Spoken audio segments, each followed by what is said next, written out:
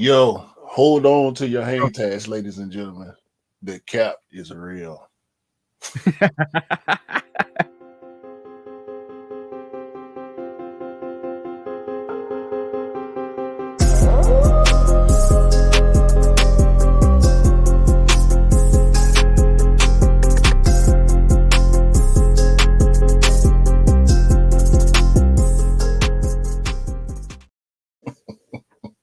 What is up, guys?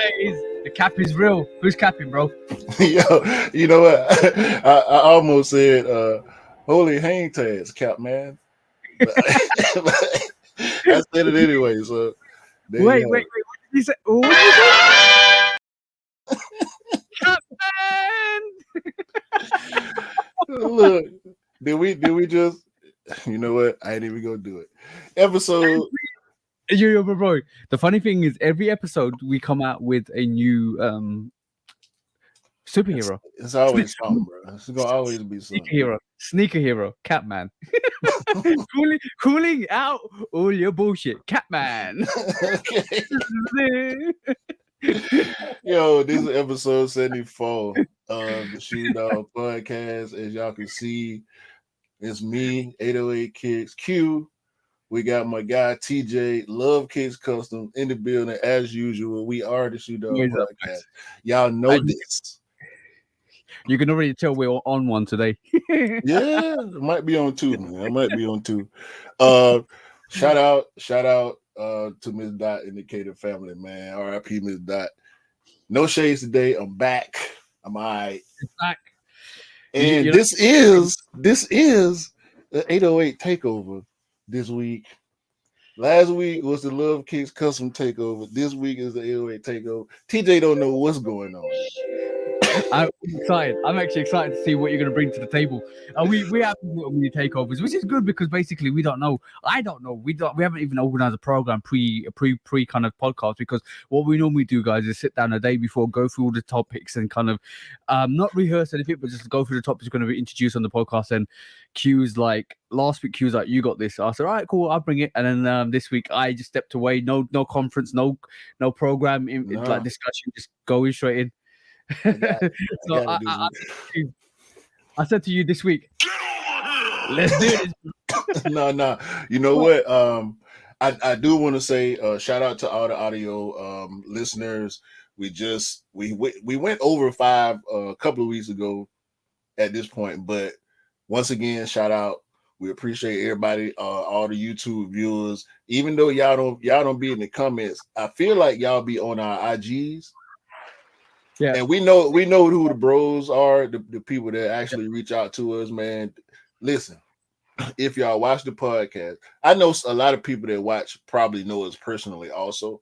So it ain't necessarily about reaching out. But if y'all don't know us, y'all got a question or a topic or conversation y'all want to bring to either one of us, make sure y'all hitting us up on the socials. And where can they reach us, bro? Come on. Tell us where they can reach us. They can reach you, my guy TJ, at Love Kicks Custom. Love Kicks Custom, one word, spelled correctly, LOVEKICK Custom. Okay. Yep. On TikTok and on IG. Y'all get at my guy. And myself, 808 Kicks _ATL, spelled correctly. The numbers 80 and 8 Kicks ATL, if y'all listening. On IG, Twitter. I'm on Threads too, the new Instagram, the new Meta app. I'm on that too. We're gonna see how that go. I'm gonna stay on there for a little while before I decide whether or not I'm gonna stay on it, because it's a little different. It's like Twitter mixed with IG a little bit. Yeah, I heard Mark Zuckerberg's coming for Elon Musk. That's bro. I heard about the fight. I heard, you know what the funny thing is? This is not even to do with sneakers, but you know what the funny thing is? Mark Zuckerberg and Elon Musk want to actually have a MMA fight. And when we talk about MMA fight, there's rumors they're going to have it at the Roman Coliseum as well. Bro. Imagine that, bro. Listen, Elon Musk is the smartest idiot in the world, bro. Like. The way he came up and like the craziness, it's almost as if the money makes you crazy. Like this dude got the some of the goofiest ideas, but he got so much backing and so much power. You know what I'm saying? It's just ridiculous, bro. He didn't destroy Twitter single handedly. You know what? You know what? What the really funny thing is, none of these guys actually made anything. They took ideas and elevated to a different spectrum. Tesla isn't Elon Musk's idea, bro. It was No, somebody else's idea that he bought. Yeah. Yeah. So Yeah. listen, man. Mark Zuckerberg is we know the social. What was that? What's that movie? Media. Mark Zuckerberg? That's the one, bro. We already know situations. It ain't the ideas, it's the money that drives it, bro. Let's just be honest. Yeah, that movie was like the heir of Facebook. Yeah, like we know it wasn't completely accurate, but a lot of people develop opinions on these guys. But it's their actions for me in public that make me like. I don't feel no kind of way about Zuckerberg. I don't rock with him, but I don't hate him either. But Elon Musk, he just keep doing stupid stuff, bro. He's like the Borat of tech. Bro, listen to this one. He took over Twitter, started firing employees, and then he goes to people, "Do you like this? You still you want to quit this app yet?" Nope. And then they were like, he was like, "All right, cool, that's fine. I'm gonna kind of make sure you pay for your checks. You want to quit this app yet?" Nope. All right, so I'm gonna make sure you limit your tweets to 300 if you haven't got an account. Do you wanna leave this app yet? Nope. And literally, people are still rocking with it. How can you? This guy is like testing the waters to see how many users can leave Twitter in a short amount of time, bro. No, so the Zuckerberg gang said, you know what? He's stupid. Let's do a better version, or attempt a better version. And so far, it's only been like 5 days or 4 days right now as of this recording. Yeah. And it's confusing. You know, I had shout out Scott. I ain't said that in a long time. Scott DM'd me and was like, "So, what did you unfollow me?" I'm like, "No, bro. It's the Threads thing." He like, "What the hell is Threads?" I said, "Well, it's the Instagram version of Twitter, right?" I said, he was like, he's like, Q's moving funny. He's like, what do you mean Q's moving funny? He unfollowed me and followed me again. I said, bro, he's probably not that, bro. He hasn't unfollowed you. Look, I'm trying to tell him, right? I said, bro, it's tied to Instagram. So when you first, for those that haven't done it yet, when you first get on Threads, you log in with your Instagram. So it's full circle for me, right? Because when I created my Instagram, I logged in with my Facebook, and now I logged into Threads with my Instagram. It's all it's all meta. You know what I'm saying?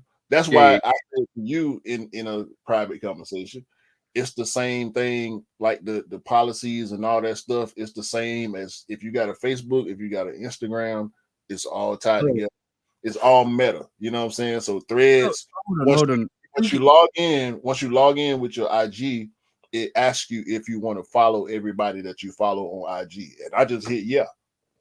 Okay, so then it starts to follow everybody. Okay, cool. That makes sense because now you got your Instagram notifications. Also, basically, you're following. You're not actually following people on Instagram, refollowing people on Instagram. You're following people on Threads, and that's why it came out of the notification. Even if you haven't logged into Threads, because it's tied to your IG, it's gonna give you the notification. And this is what Scott said. Scott said, "I've not accepted Threads, but why has it got my account with my name on it?" I said, "I don't know, bro." Nope. It's tied he was like, "Do you want to join it?" Nope. Activated. I can't see Scott on Threads because I know, but he hadn't activated an account. You know what I'm saying? I said, Scott, you want Threads? He goes, "Nope." You can use it.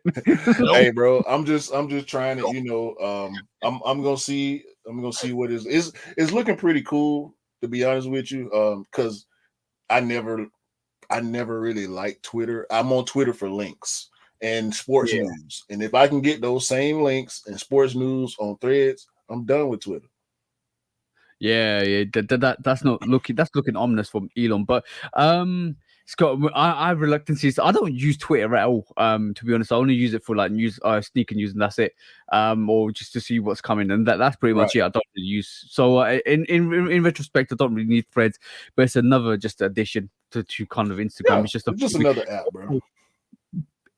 social media is doing exactly what every other company does: is copy, emulate, and make it better. We're gonna talk about that later. We're gonna talk about that later. Yeah. Let's get to a little bit of sports. Wait. Yeah. Hold on. What you should say?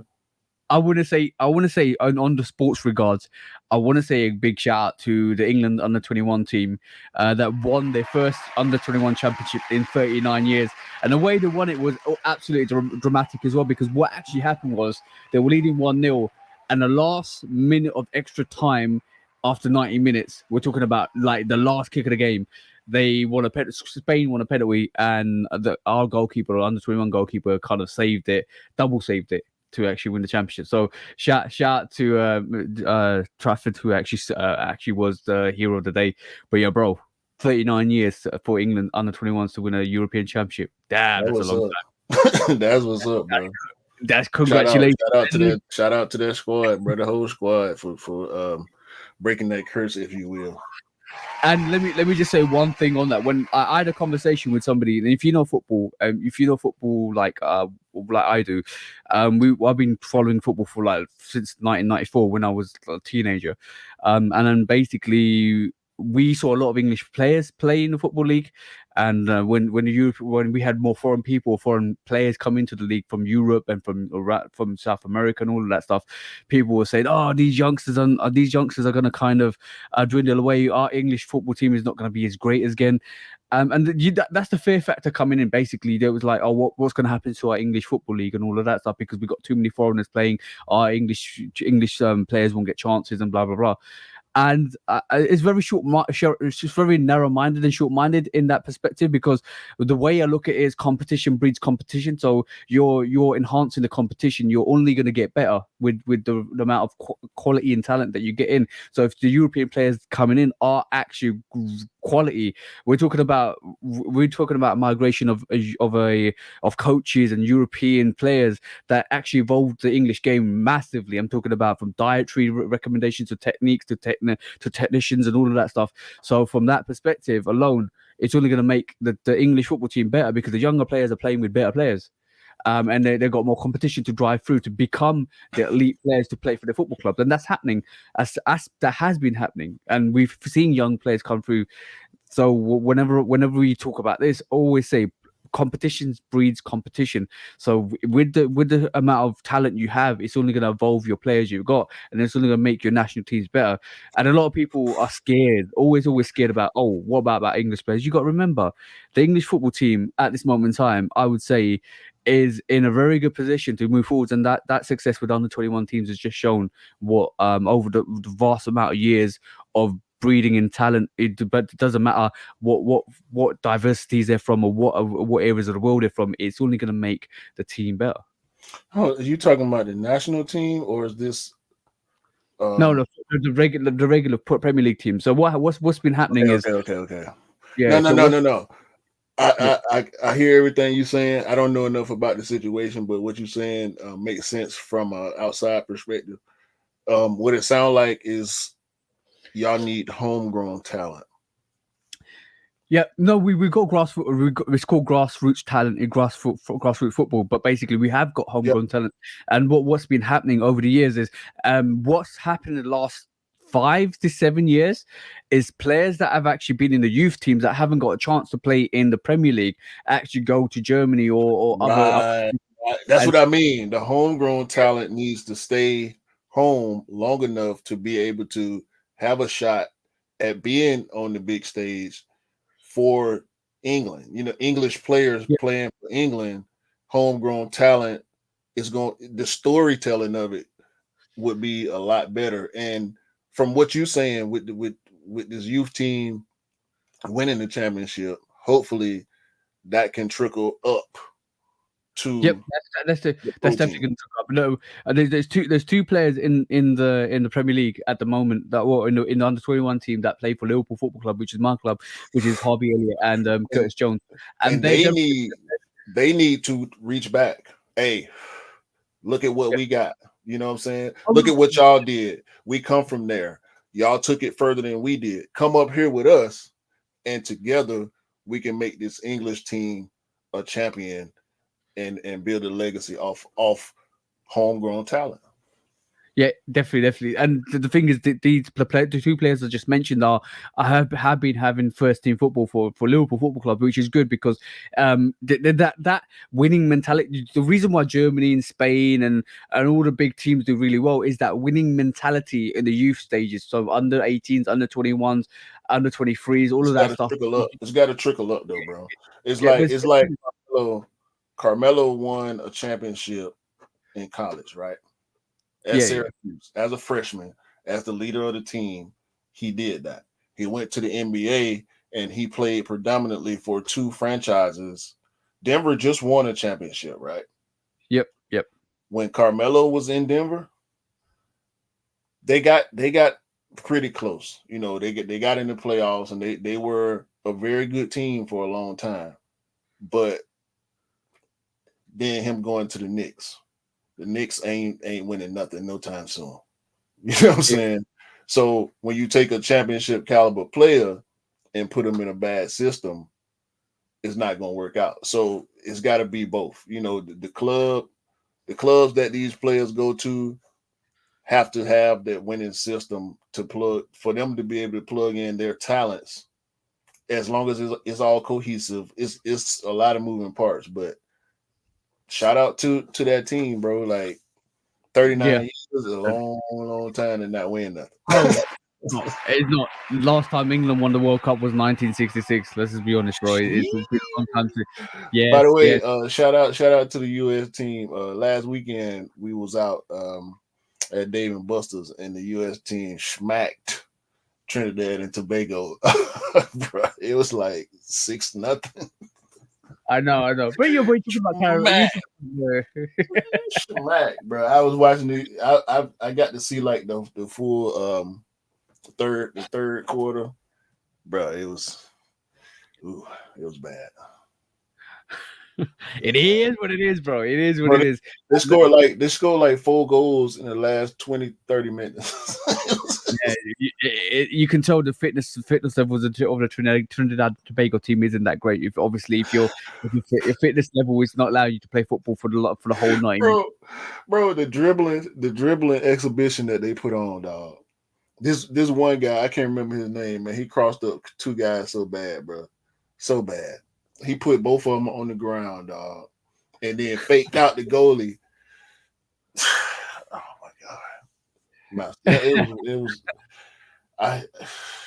Anyway, listen. Okay, it's a beautiful thing. the U.S. viewers and listeners, watch soccer, bro. It's dope, bro. It's dope. If you get a chance, especially if you play the game, play FIFA or something, you know, get the hang of the rules, so it'll enhance your watching experience, bro. Soccer's a great sport, bro. It's when you catch a good match with great players. I mean, like great strikers and midfield dudes. Anyway, yeah, it's the biggest sport in the world. But soccer, football is the biggest sport in the world, hands down. I ain't got too much on the NBA summer league going on. All the NBA summer leagues and tournaments are going on. All of the Drew leagues and the Peace Jams and all that stuff going on. It's plenty basketball to talk about, bro. I don't want to get into it because it's so much. I'm gonna forget some stuff. The NBA summer league is way more exciting than people think because them young dudes out there playing for a job, and they putting everything on the line. You can tell who gonna make it and who won't. I mean, dudes out there in the summer league dropping 30s, bro, 30s and 40s. They dunking on people crazy. It's ridiculous, man. I'm enjoying it. And if you got the NBA app, you get a lot of these games for free. So, okay. Summer league games. Go get yourself the NBA app then. Yeah, download the NBA app. They'll turn on your notifications. They'll send you notifications for these games, and you can watch them. They on a lot of them on TV too. The NBA summer league games on TV. Anything with in front this week. Nothing. Zion's doing bad this week. No, actually, Zion was at K54. Looking I heard good. Luca was there. Kylian Mbappe was at Was it? K54. Oh, bro, you don't even want to know what's happening with Mr. Mbappe over. I don't. Not right now, bro. Not right now, bro. Don't do it. We'll talk about that later. But I do want to move into the quick strikes. Staying on sports, moving into the quick strikes. Shout out to Mr. Franklin Session, aka Frank Nitty, one of the dopest basketball players out there. Somebody need to sign Frank Nitty, bro. He was going crazy in the Big Three.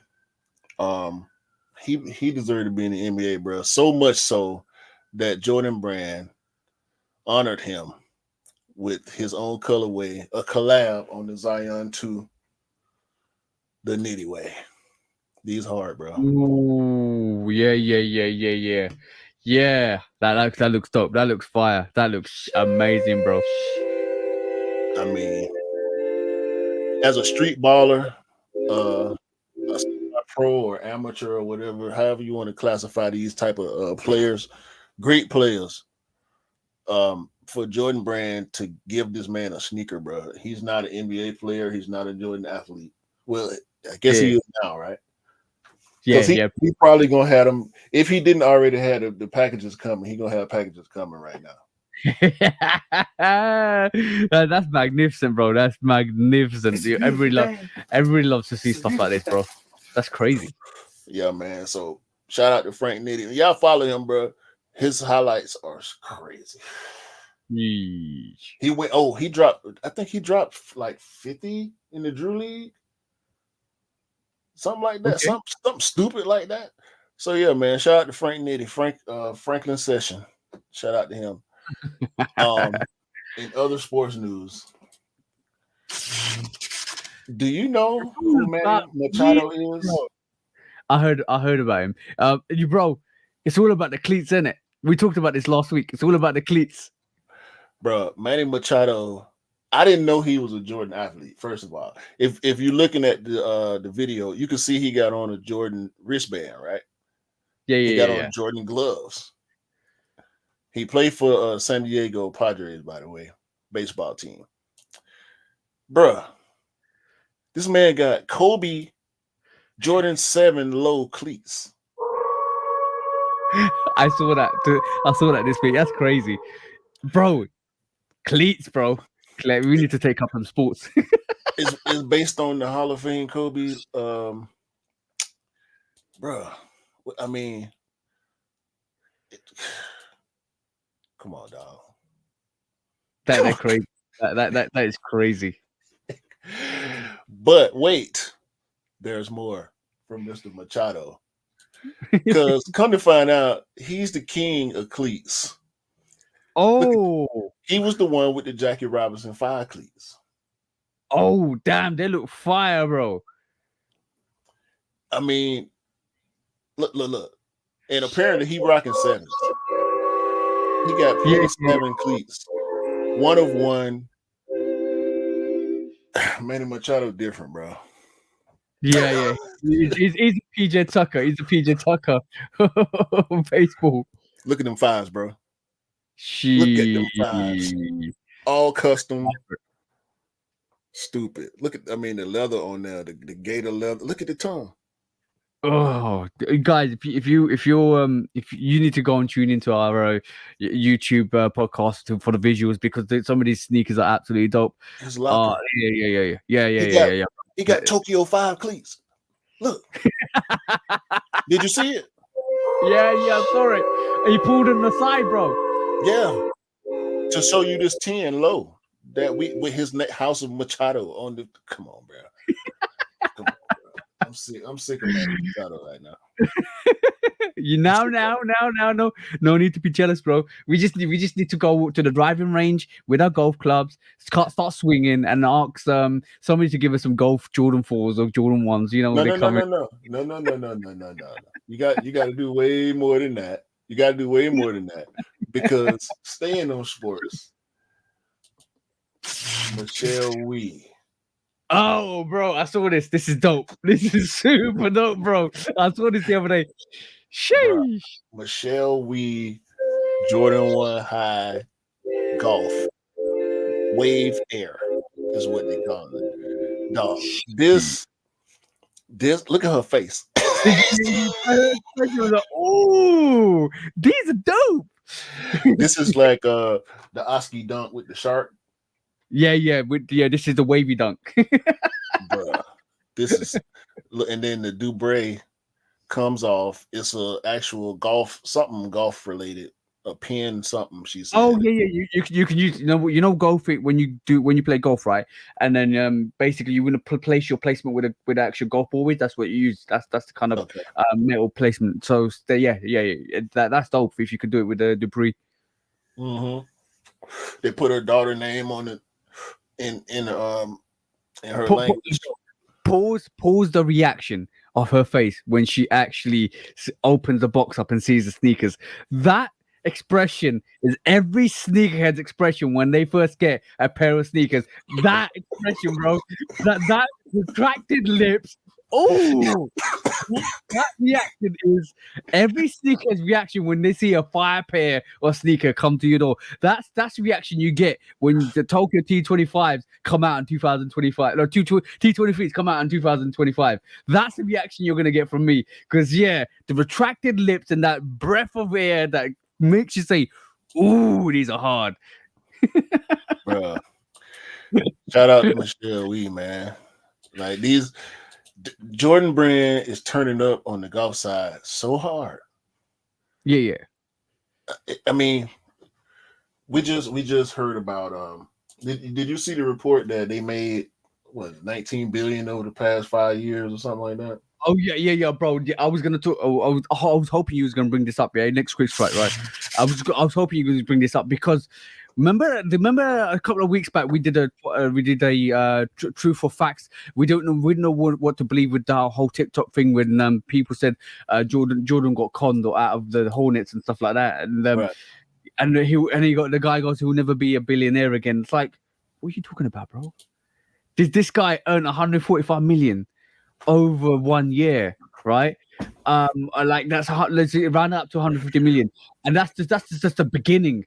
I think there was the accumulation of billions that Jordan Brand have been getting over the last 5 years has been more and more and more. So the question is, if they made 19 billion, how much of that goes to Mike? Because he has a salary, right? Everybody has a salary. The wage employees got wages. Everybody got to get paid. So ain't nothing else to talk about that. Bro, whatever dude was on, bro, his numbers were off too, and that was our problem with that whole monologue of his. Like he said some stuff that was believable, but he also said some stuff that didn't make sense. And this report, if it's true, 19 billion, a lot of that is going in Mike's pocket. Not nowhere near like the majority of it or nothing, but. So the contract with Michael Jordan has always been 5% of the profits. Well, that's Nike. That's Nike, but the Jordan Brand deal is different because it's him. You know what I'm saying? It's got to be different. I know. I think he maybe possibly. Let's just say, look, cool. We don't know what the deal is at this moment in time. It's not. If we look it up, we can take time. I'm willing to say without the facts. Let me just do this right quick. Yeah. So we can get off this after whatever you had to say about what I say. Okay. Yeah. His ownership of the Jordan Brand has to be a majority stake, or it don't make sense knowing who he is and what he did. You know what I'm saying? That's the movie we need. Air 2, when the 11's getting ready to come out and the behind the scenes of we're gonna take the Nike off the box. when Jordan took over. That's what it should be aired to Jordan. When Jordan Brand began. We need the Jordan Brand movie. No, not the Jordan Brand began when Jordan Brand took over. That's what I'm saying. When Jordan Brand became a subsidiary of Nike versus the Jordan shoe being a Nike product. Now it's a Jordan Brand product. All right, so I'm gonna say let's just fire bullets into the air, right? Because at this moment in time, we don't know what the deal with Jordan Brand is. We don't know the majority stakeholder of Jordan Brand with Michael Jordan. So from that perspective alone, if we go back to the narrative that he earns 5% of Nike sales, and let's just say, right, it's 5% of Jordan. So let's just say, and we know it's not, but let's just say, using the bare facts we know for Michael Jordan's Nike contract, 5%. That's fine. That's 975 million. If it is 5%, bro, if it could be way more, right? So it's over 5 years. He's earned 975 million, right? And you're laughing here, bro, because you know it's crazy, and like that's the fact is. He like from the if facts and figures are correct, and if that factually said, Michael Jordan earned 94 million, right? 94 million out of his NBA career, right? Just for wages alone. That's for basketball, bro. He made way more than that off the Gatorade. I know. I'm not talking about sponsorship. I'm not talking about merchandise. No. You are because he made more than his NBA contract then. Yeah, exactly. Like, come on, bro. Come on. We ain't got to have no more serious conversation about Michael Jordan bank account. Yeah. Unless we're making jokes. Okay. No more serious, nothing, bro. It's too much math, dog. He probably got 17 accountants. Everything after that is just you are fake news. Exactly, bro. Because let's just say Michael Jordan is not batting an eyelid if it comes to finances at this moment in time.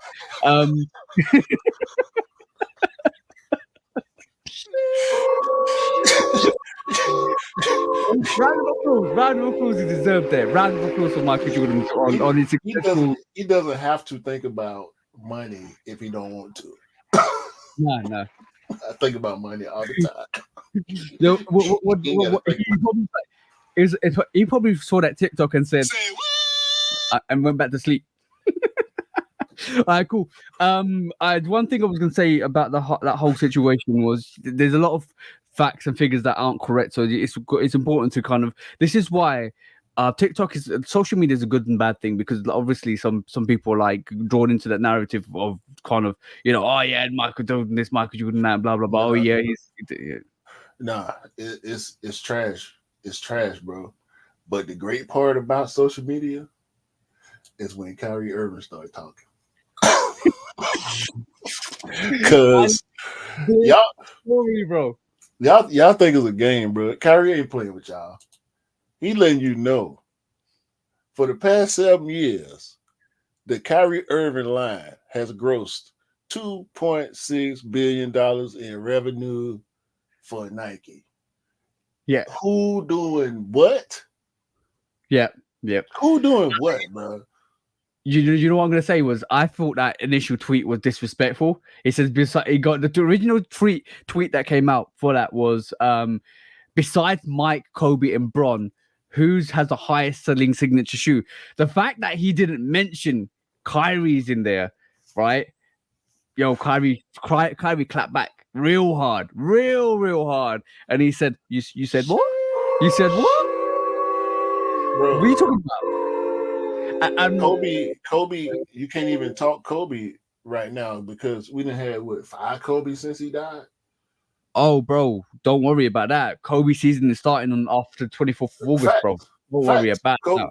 Kobe Day is coming. Mamba Day is coming. However, and you know what Nike said about that last week, like we're relaunching the Kobe brand. Yeah, it was just about a eyelid, like blink your eyelids, it's here. That's what happened. They had to work it out with Vanessa. We heard all the controversy, and then it got quiet. I'm glad it got quiet because I didn't really want to talk about it that much.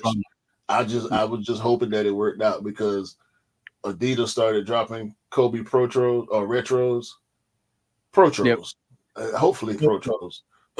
um, but I've seen the reverse Grinch. Another one. I've seen the triple blacks. Another one. I've seen the court purple. Another one. Bro, everything's coming out. Another one. Pro Trolls are coming out. Another one. Bro, don't worry about that, bro. So with all that being said, since Kobe died, and before actually, Kyrie Irving has been killing the basketball space for Nike. So And you know what I said about that? Kobe's sneakers inspire Kyrie sneakers. Exactly. This is why this is why they did a Bruce Lee crossover sneaker for that. The Bruce Lee crossover sneaker was a Kyrie Kobe sneaker, bro. Hold that thought. We're gonna come back to that. Okay. Next quick strike. Yo. Yes, I saw this. And it made me happy because we talked about this in the podcast a while back, and I was like, Q's gonna bring this up. Q's definitely gonna bring this up because go on, bro, say it. Prime is back with Nike.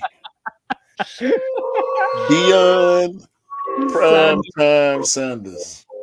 I'm talking about the greatest athlete to ever walk the face of the planet is back. Yes, I said it. Bring up who you want to bring up, and we can talk about it. We can have the conversation. Deion Sanders, I'm going to say it again, is the greatest living athlete ever on the planet Earth in the history. Nike. And he's back with Nike. And you know what that means? And you know what that means? You already know what that means. Would that mean we getting diamond turfs? Oh, they say he got a new logo. Yeah. New logo, no more diamond turf logo with the 21-24. Yeah. There will be a new logo. We ain't seen them yet, but we do see Deion here. I wonder if this is his personal pair. Yeah. Because they aged out, they super aged out. He got a pair of the OG diamond turfs. You can tell they old, they yellow. You can see the white around the suede panels. You know what the funny thing was? This is the greatest trainer, bro. Listen, man. SC's Trainer 1, Trainer 3. I don't care what nobody say, bro. This is the greatest Nike trainer sneaker of all time, in my opinion. And you know what was really funny was when we talked about this and you said that Nike wasn't going to renew his contract and blah blah blah, and then he's walking away from Nike. You went down this whole memory lane of Diamond Turf Deion Sanders sneakers, and I felt sorry for you because I thought we don't release them anymore. But when I saw this news, that's one bit of news that made me really happy this week, and I was like, yeah, Q's going to bring this up. Definitely, Q's going to bring this up. Bro, I can't wait. I just copped a pair of the 2018 96 Diamond Turfs. Mm-hmm. The white and red colorway. I love that sneaker. I'm still gonna put a little bit of work into it. A little bit of repaint. But no, bro. This is it for me right here. Yeah. This is it for me right here. Long as I can't wait, bro. I don't care what they do. I need this OG colorway. I would like to have one of the older pairs, but because of the fact that this is officially stamped by Deion, because they kept, they did bring the Diamond Turfs back 2018, 2017. There's a bunch of pairs, in the late 2000s, the teens anyway. So to have Deion stamp with a new logo, Coach Prime, Colorado is a Nike school, so we knew he was going to be forced to wear Nike. And somebody at Nike was smart enough to be like, you know what? We got to make this right. It's only right. Think about it, bro. Colorado's colors are black and gold. The OG Diamond Turf is black, white, red, and gold. Yep.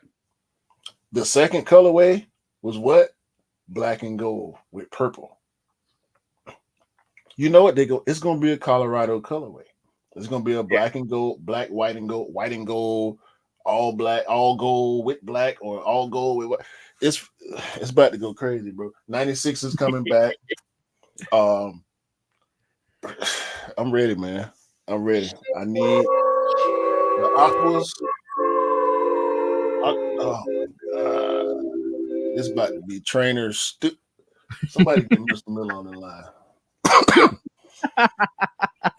Cause we're gonna talk about this. We're gonna have this trainer conversation, bro.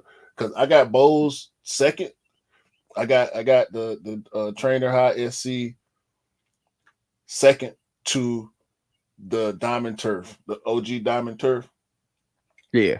Trainer ones third or fourth, depending on what I'm going on. I would say third, just off the top. I would have the trainer one third to the Bo and the Dion. Okay. So I don't want to hear it, bro. We can have that trainer. And Dion ain't even got no air bubble. You know how I feel about my air bubble. Yeah, you don't like the Air Trainer 1 because it hasn't got an air bubble. No, I don't dislike the Air Trainer 1. Yeah, you don't rock it because it hasn't got the air bubble. That's the one. I feel like it's missing. Yeah. I can understand that. Definitely understand that. Yeah. But that's a trade. Shout out to Dion, bro. Look at that. Sheesh. Falcons, bro. Old school Falcons. Dion was the man. Greatest athlete of all time. We can have that conversation too. Y'all get at me. 808 kicks. I'm with it. So I made myself happy. Now I got to make you happy. What's that? You ready for the official looks of the Jordan 4 Olive? Yeah, bro. Bring it, bro. That is fire to me, bro. It's a Craft Olive 4s coming out. What time? November? Or December? Like yeah, something like that. I can't wait for that, bro. That is dope. Super dope. I still don't understand the light green on the bottom. Yeah. But the uppers on this. It's stupid, bro. It looks like the Camo Freeze. It does definitely look like the Camo Freeze. Only thing that's missing is the Woodland pattern. But it don't need it. This is you know what? I'm gonna say this about that Olive 4. It's not gonna be hype. There's not gonna be hype. I know it's a 5. It's not gonna be hype. It's gonna be everybody to look at that and look at the meshing missing. Everybody's gonna look at that and remember the Craft 4s that came out recently. They're not gonna want that. But bro, it means they're gonna be more readily available. I'm looking forward to that Olive 4, bro. No. You already got it. Fire, bro. Fire, bro. You already got it. I got it before I got it, yeah? Bro, look at the night tab. I know, bro. Brown? Is it cream? Cream with the Sail Jordan cream. It's got translucent black tab at the back. It looked brown though. No, it's translucent black. But against that green, it looks brown. And ain't nothing wrong with that. Yeah. that's that's one sneaker I'm gonna retract my face and retract my lips and go ooh when I see it, bro. Well, actually, it's 2 sneakers. You already know about this Palomino, bro. You know what? One thing I was gonna say was when I see the stock pictures, it looks boxy to me. It looks the toe looks boxy. It looks a bit different. It looks a bit odd to me. But when I see it on feet, that looks dope. And that's one sneaker, yo, bro. It looks like the inverse of the Elephant Jordan Freeze. There's an elephant. There's an Elephant Jordan Freeze, but also, if you mixed with Archie Brown Winterized 3 and then mixed and smashed it against the Desert Elephant 3, it looks like that's what they will get. It's different enough. Yeah, it's different enough. I get what you're saying. That's a good one. Mixing those two together, but I'm leaning more towards muslin with this. It's like a more mute muslin. The muslin was already super mute, but a muslin and the Jordan 3 Mocha as well. You know what I don't get though? The gray. What's that? The gray outsole. Yeah, with the eyelets, the gray eyelets and the gray outsole. I don't get that part. I can see past that. Because it's a gold jump, man. Yeah, they should have gold. That gray should have been gold, shouldn't it? Really? No, I think the gold and the gray should have been brown, but that's just me.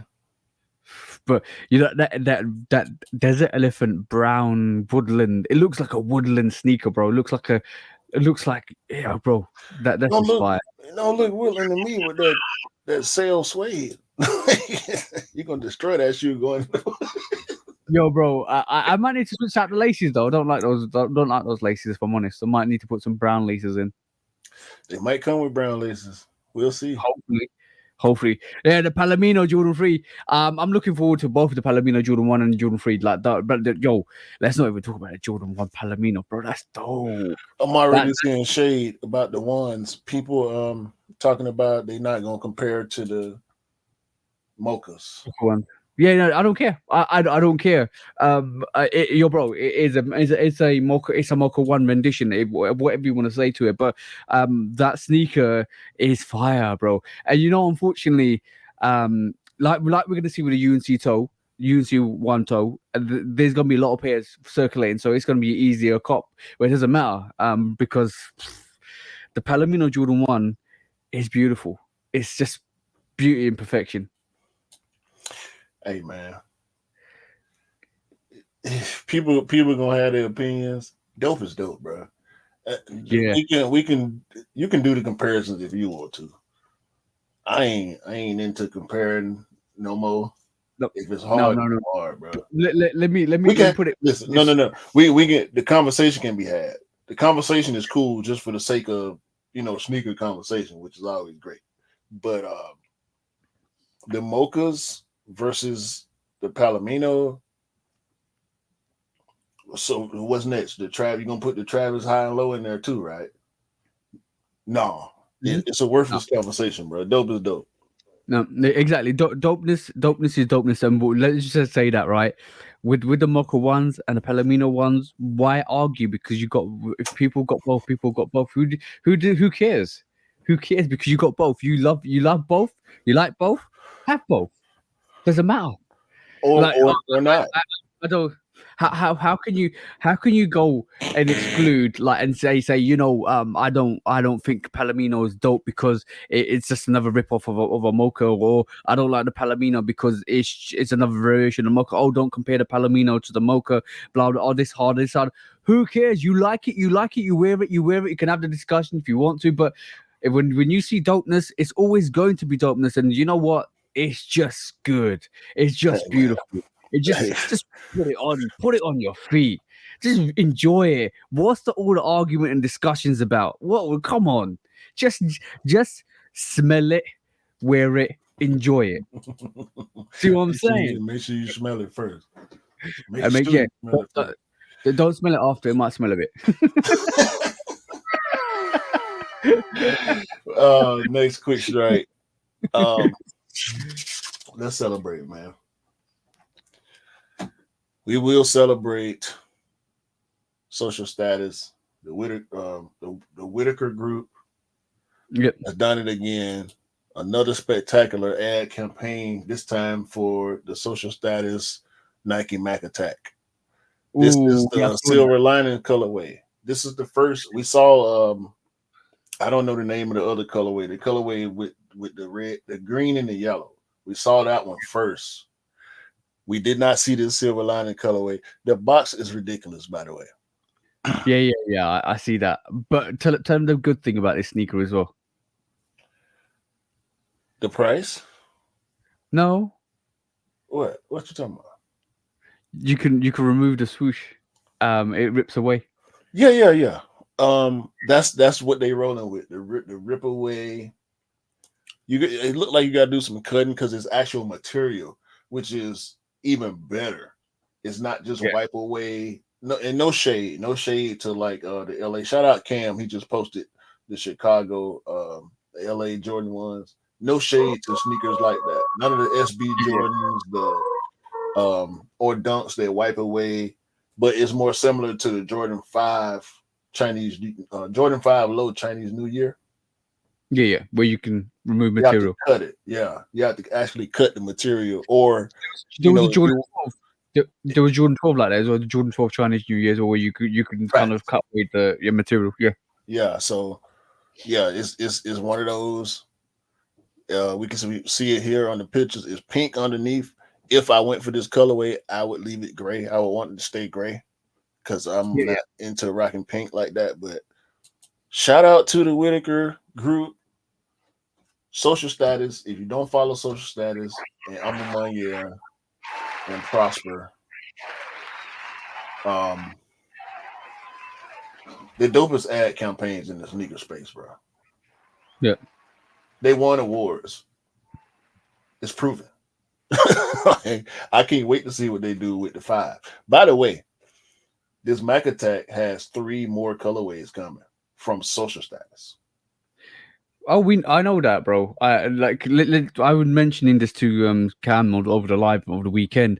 The strategy is always a strategies. They'll introduce a new silhouette, and then off the back of that, you'll have a collaboration. You'll have hype, and give it to Travis because Travis is running with it. Mm-hmm. It looks like we might be getting a Travis Mac Attack, and then they give it to boutiques. Boutiques will have it. So we see the Whitaker group and then Social Status do a Mac Attack. We're gonna see the same thing. Like if their strategies with Nike are identical for most of the campaign. Most of the campaigns are identical. Like we saw it with the Air Max. We saw it with the Air Max 1. The Air Max Travis Scott was supposed to be their first Air Max 1 before the Patters. Then they gave it to Patter. But obviously we know what happened with the Travis situation. Then they did the same thing with the Air Trainer. Air Trainer 1 got the OG treatment. Then they got a Travis Scott treatment. Then they got all these other collaborations as well on top of it. Then we got some more colorways. It's the same thing. We got it with the Dunks. We got it with the Jordan 1s. It's the same thing rehearsed over and over again. And we as consumers love it and we consume it. And that's the and if they keep doing that, we're gonna still consume it and love it and enjoy it. The cap is real. Yeah. The cap is real, bro. Yeah. It's so good though. I mean, what the Whitaker group does, even if because I'm not rolling with this colorway and the first colorway that we saw, I'm not rolling with them. Okay. We saw the white and red. I'm not rolling with the OG colorway. I may just be good on Mac Attacks in general, to be honest with you. Yeah. Unless okay, cool. How would you feel if Travis Scott came up with a Mac Attack, and it was more oriented to the brown features, darker features, reverse swoosh on it, like maybe like what we've seen with the OG, but not an OG, but more of a suede material for the uppers, and it kind of brings something unique and different to it. Would you mess with it then? My inner hype beast would not allow me to pass on the Travis Mac Attack. I'm just going to say it for real. I'll say it for real, man. My inner hype beast that I fight on a regular basis. I think we all have some level of hype beast in us. And you know y'all know how we do on this podcast. We attack the hype beast. So I constantly attack my inner hype beast because there's a lot of stuff that's super hype and super valuable that people go for just because it's super hype and super valuable. I would probably go for a Travis Mac Attack just because of the hype. Or if it wasn't hype, like the Trainer 1, and I end up having a pair, I would force myself to wear it then. Just because it's not hype. A book coming to you, Dr. Q and Professor Hype.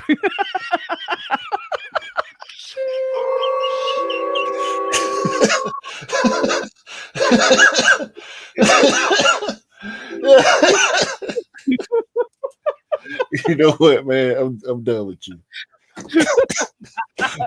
I'm done with you, man. Made you laugh, bro. I'm done with you, bro. That's it, man. That's it. Moving on. Next quick strike. I'm still laughing. I know. Yo. I know. I saw this. You're gonna keep laughing too. That was part of my sneaker news as well. Yo, bring out the Gravedigger. Bring out the Gravedigger. This is NBA YoungBoy's new sneaker. Yo, bring out the Gravedigger. Yo.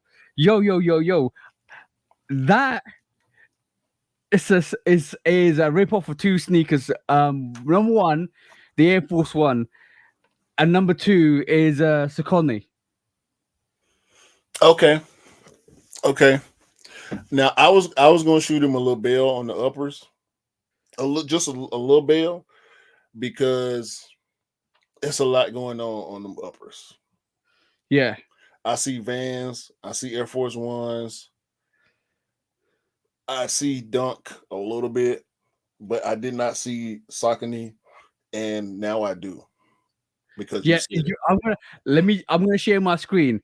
Look at the side panel of that Gravedigger that NBA YoungBoy's got, and look at this, bro.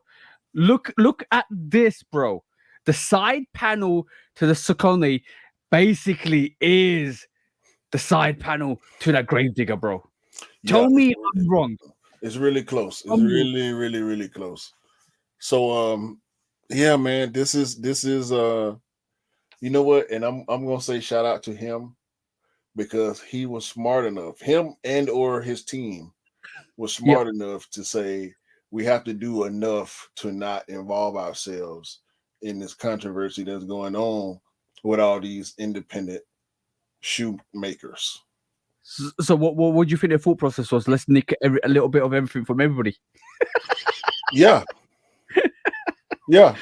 Saucony, Vans, Air Force Ones, Nikes, bro. This is a 2K shoe.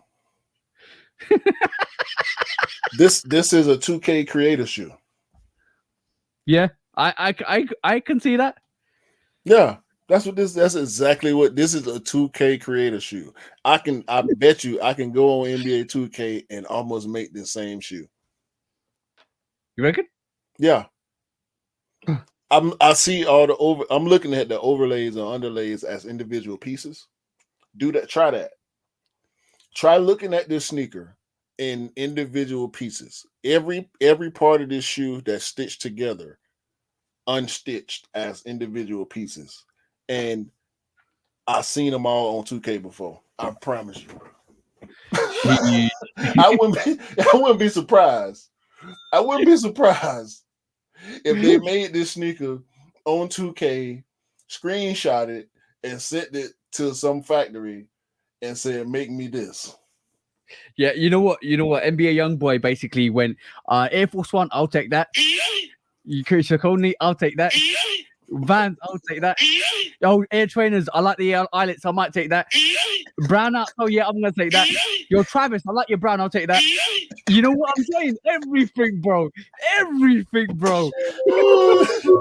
Yo, you got suede, leather, and patent leather on this thing, bro. Yeah, all the material blockings, I'll take that too. Brown laces.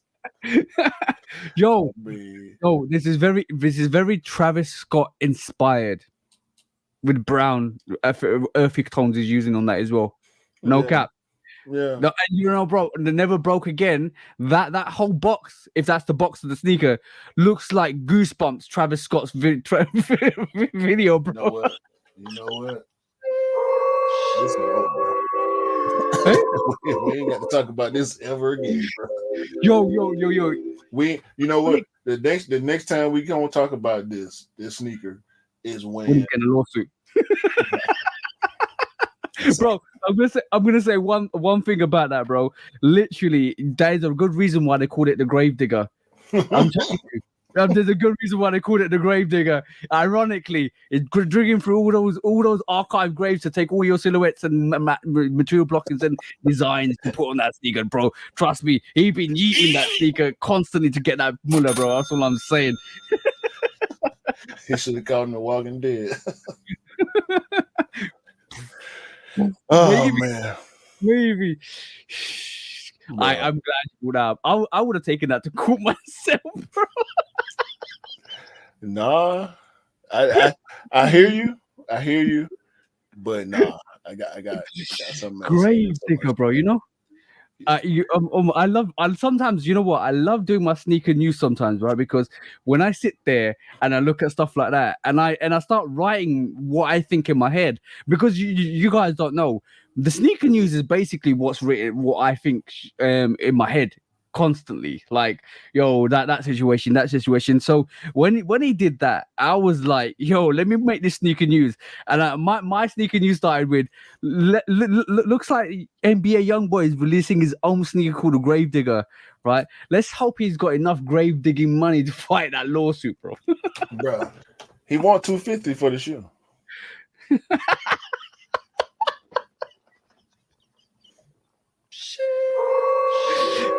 Well, he's giving you $250 to take it. Look.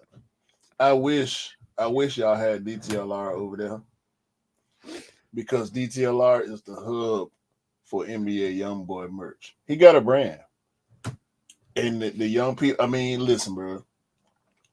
I don't listen to NBA YoungBoy. However, he has a huge following. Huge. He's not one of these artists that's on the radio and on TV and stuff like that. He is a cult underground superstar. Yeah, I know. Wasn't he dating Mayweather's daughter? One of these chicks. I don't keep up with none of his stuff. I'm gonna be honest with you. I hear about it when I hear about it. I see it when I see it. I don't keep up with it actively though. But yeah. I'm saying all that to say, his fans are gonna eat this sneaker alive. And if you go to DTLR, yep, there is a section. Sometimes it's spread out. Sometimes it's just one big section of Never Broke Again merch: pants, socks, hats, drawers, shirts, hoodies, everything. On that. That's a round of applause. When people can do that, you got to recognize that aspect of it. 100%. He's killing, bro. And we cracking jokes because we think Nike might try to come after him for that outsole. No. Don't we do? It's a triple lawsuit, bro. If Nike get involved, Saucony needs to get involved, and Vans need to get involved. So he needs that money. He never broke again. I mean, like, you might need to change the name after that. It's still broke or something like that. You know what I'm saying? Watch out, man. Watch out. You don't live in the US, okay? I ain't saying nothing bad about NBA. You what? You what? Little Nas did it. Nas did it. NBA YoungBoy is a great artist, and his brand is doing well. That's all I got. Yeah, that's good. That's good. But Little Nas did it. It's very Bape-esque as well, which is I kind of, when I saw that, I thought it's Bape-esque. I was like, it's good that you're doing what you're doing. Tiger-esque, is Lil Nas-esque, is Warren Lotus-esque. Is all them guys-esque. Well, bro. Ironically, the sneaker name is Gravedigger. He's basically doing what everything he's doing, bro. we finna move on.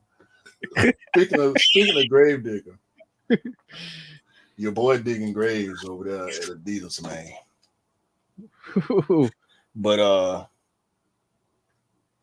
the big black boot is putting everybody to sleep, bro. The big black boot mischief again.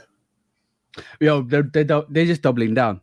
We had this conversation last week about how Mischief are doing the most this year, because we've seen the Croc collaboration with the yellow boot, we've seen the big red boot come out, we've seen the big black boot come out. They're just doubling down. The collaboration of collaboration.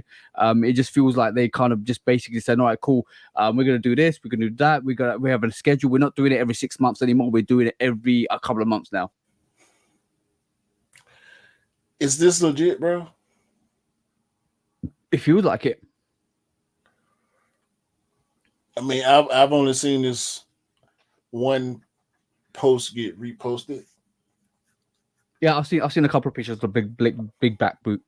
Okay, because I was questioning it for a second because it was kind of quiet. I'm feeling like maybe people kind of chilled out on it with the big yellow boot. Maybe this is too soon.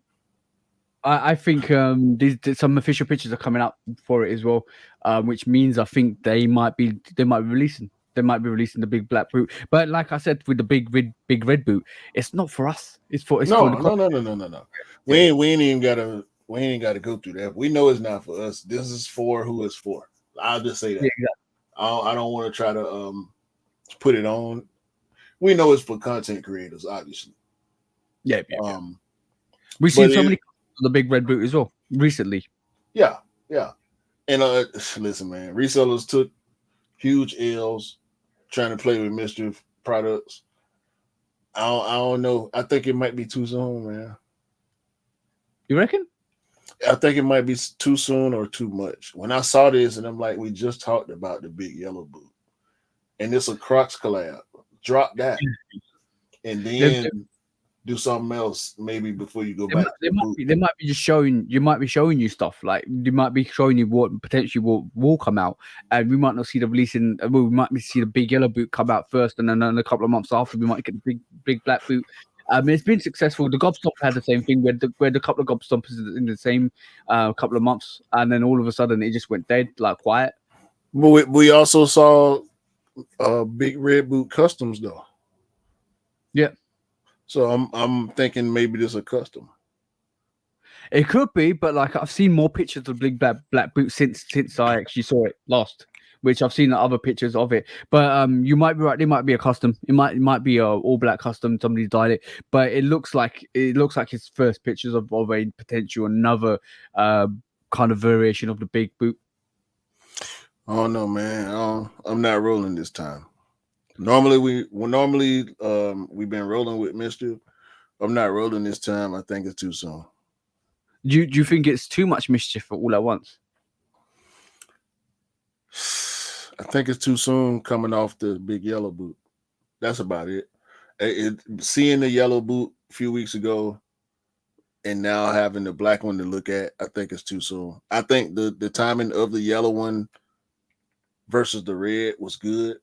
I think it should have been the same amount of time in between this yellow and black versus just a couple of weeks. You know what I'm saying? If this is legit, I'm still a little skeptical on whether it's legit or not.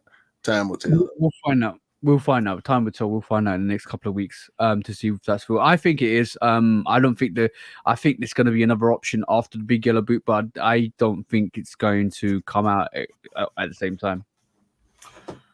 Yeah, well, I definitely don't think it's gonna come out at the same time. I would never think that'd be a mistake. That would be a mistake. Big mistake. Because we know this a novelty thing at this point. I mean, Mischief is not. They are the novelty brand of the sneaker space. You got to look at it from Mischief's point angle. Is the big red boot? Somebody did a marathon in that recently. A lot of people doing customs on it. A lot of people wearing it. A lot of celebrities wearing it. There's a lot of hype behind it. It's capitalizing on that hype. Maybe it is a good way that they're doing it, because obviously, like in 6 months' time or a year's time, there might not be that hype for the big boot. So you never know. So consistently kind of, and it's good that they did the big yellow boot, because obviously with the collaboration with Crocs means it kind of gives them more of a notoriety in terms of like the notoriety and the novelty sneakers and boots and slippers and all of that stuff, which Crocs do really well. So that was a good move for them. But capitalizing on it with a big black boot, maybe that is a thing. And if it is a thing, it's just basically using that same momentum to actually keep producing product. Like we know with trends and hype, this trend and hype for the big boot is not going to last. And if it doesn't last, it might not be here for the next after 6 to 8 months. So I think what Mischief has done is capitalizing on it while it's around and seeing what the repercussions are afterwards. Maybe that's what their thought is. That makes sense too. Yeah. I don't know, man. Shout out to Mischief. Hopefully it work out, man. Always, bro. If this big black boot is real, I just think it's too soon. But I mentioned it's our favorite band outside Nike at the moment. yeah. I roll with that. I spoke quickly before the big black boot conversation. Your boy digging the grave for itself over there at Adidas, man. Do you know new Sean Weatherspoon or Ketra? Yeah, bro. I mean, all white canvas. Well, organic materials. We know how Sean Witherspoon rock. Yep. All white gum bottom. This is super boring, man. By I the like way, retro. we're I looking like at pictures. We're looking at pictures from Ian Clothing. This is a bad picture of the sneaker. The tongue is sunk down and the lace is too tight. There are better pictures of this sneaker that makes it look Yeah, some of your retailer decent. brands need to actually learn to how to take pictures. That's all I'm Yeah, bro. Like what? Come on, man. Y'all just take it out the box and saying. slap it down there. Yeah, make the shoe look inviting. Like make the shoe look interesting and inviting. You know what? Even the picture itself is too washed out white. That's why it looks too washed out white. Yeah, bro. Like, come on, Ian. Y'all gotta, and I rock with Ian Clothing too. But y'all gotta do a little better with these photo shoots for these sneakers. But I do man, like the first Orchestral Sean Weatherspoon did. I did like them. The colorway on that was kind of dope. you got the Offspring or Ketro, right? Yeah. Is it? Come on, man. I need you to talk about this. Because look, no, Sean Witherspoon has done nowhere near what he's done with several silhouettes and colorways at Adidas versus what he did with one silhouette at Nike. I agree with that fully, 100% fully. There's still potential there. There's still it's really hit and miss with Sean Weatherspoon with Adidas at the moment. It's very How hit and much? miss. Okay. You draft a guy. Number one, your highest pick. You draft a guy. At the time, Sean Witherspoon was maybe number 2 or 3 pick coming off Nike, right? Nike is college. Let's just do it like that. Nike is university. He won a championship with the 97 one. Mm-hmm. You go to the next phase of your career, which is Adidas. Adidas ain't the Golden State Warriors. Adidas ain't the Los Angeles Lakers or the Boston Celtics or the Adidas is Minnesota Timberwolves. They ain't won nothing, and they don't look like they on the path to win nothing. But they got you, the number 1 pick, and they counting on you to bring some relevance, to bring some winning, to bring a different culture to this franchise. And we have you for the first year. We have you for the second year and the third and the fourth year. And now your contract is up. We're going to keep you or we're going to let you ride. Or we're going to give you something based on your performance over the past few years. Mm-hmm. He ain't performed too well. He not getting no Supermax rookie extension. He getting a mid-level. All right, we'll renew you, but you ain't gonna get. We not finna give you the bag, bro. You didn't perform well enough to get the big bag. You know what I'm It's saying? really. I think it's really hard to replicate on your first success, especially when you don't have the same silhouette. So if he stayed with Nike, maybe he would have done an I-97 or a 1 or a MX-1, which is just Sean Weatherspoon. He might have brought like can you imagine like the Orchestral Sean Weatherspoon unapologetic 2000, the colorway on that on a MX-1? That would be dope. That would be phenomenal, right? And if you the same thing with Adidas Super Turf, or the same thing with the Gazelles he's bringing out, or the same thing with the Asics Gel Light Freeze that he did. Like those colorways on iconic sneakers like Air Max 1, Air Max 90, Jordan 1s, like, or even the 97, the 98, all of that would have been epic. I'm talking epic, right? Unfortunately, it's the silhouettes he's working with, which I don't.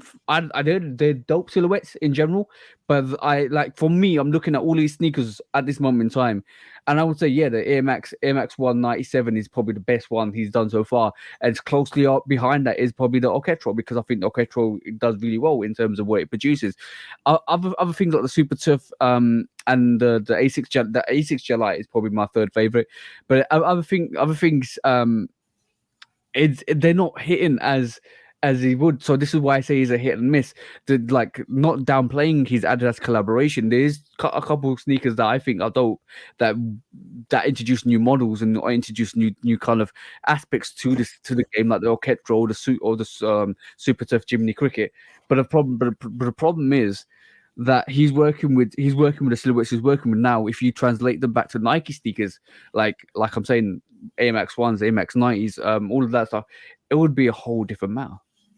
Yeah, I think more. he would have gone on an incredible. I'm sorry. He would have gone on. And you did a New Balance. Yeah, he would have done a lot better with New Balance, I think, than he would have did with Adidas, because of New Balance's relevance versus Adidas' relevance in the space. The thing about him, he would have gone on. He could have gone on an epic Air Max run. When you think about think about the Cortez 95.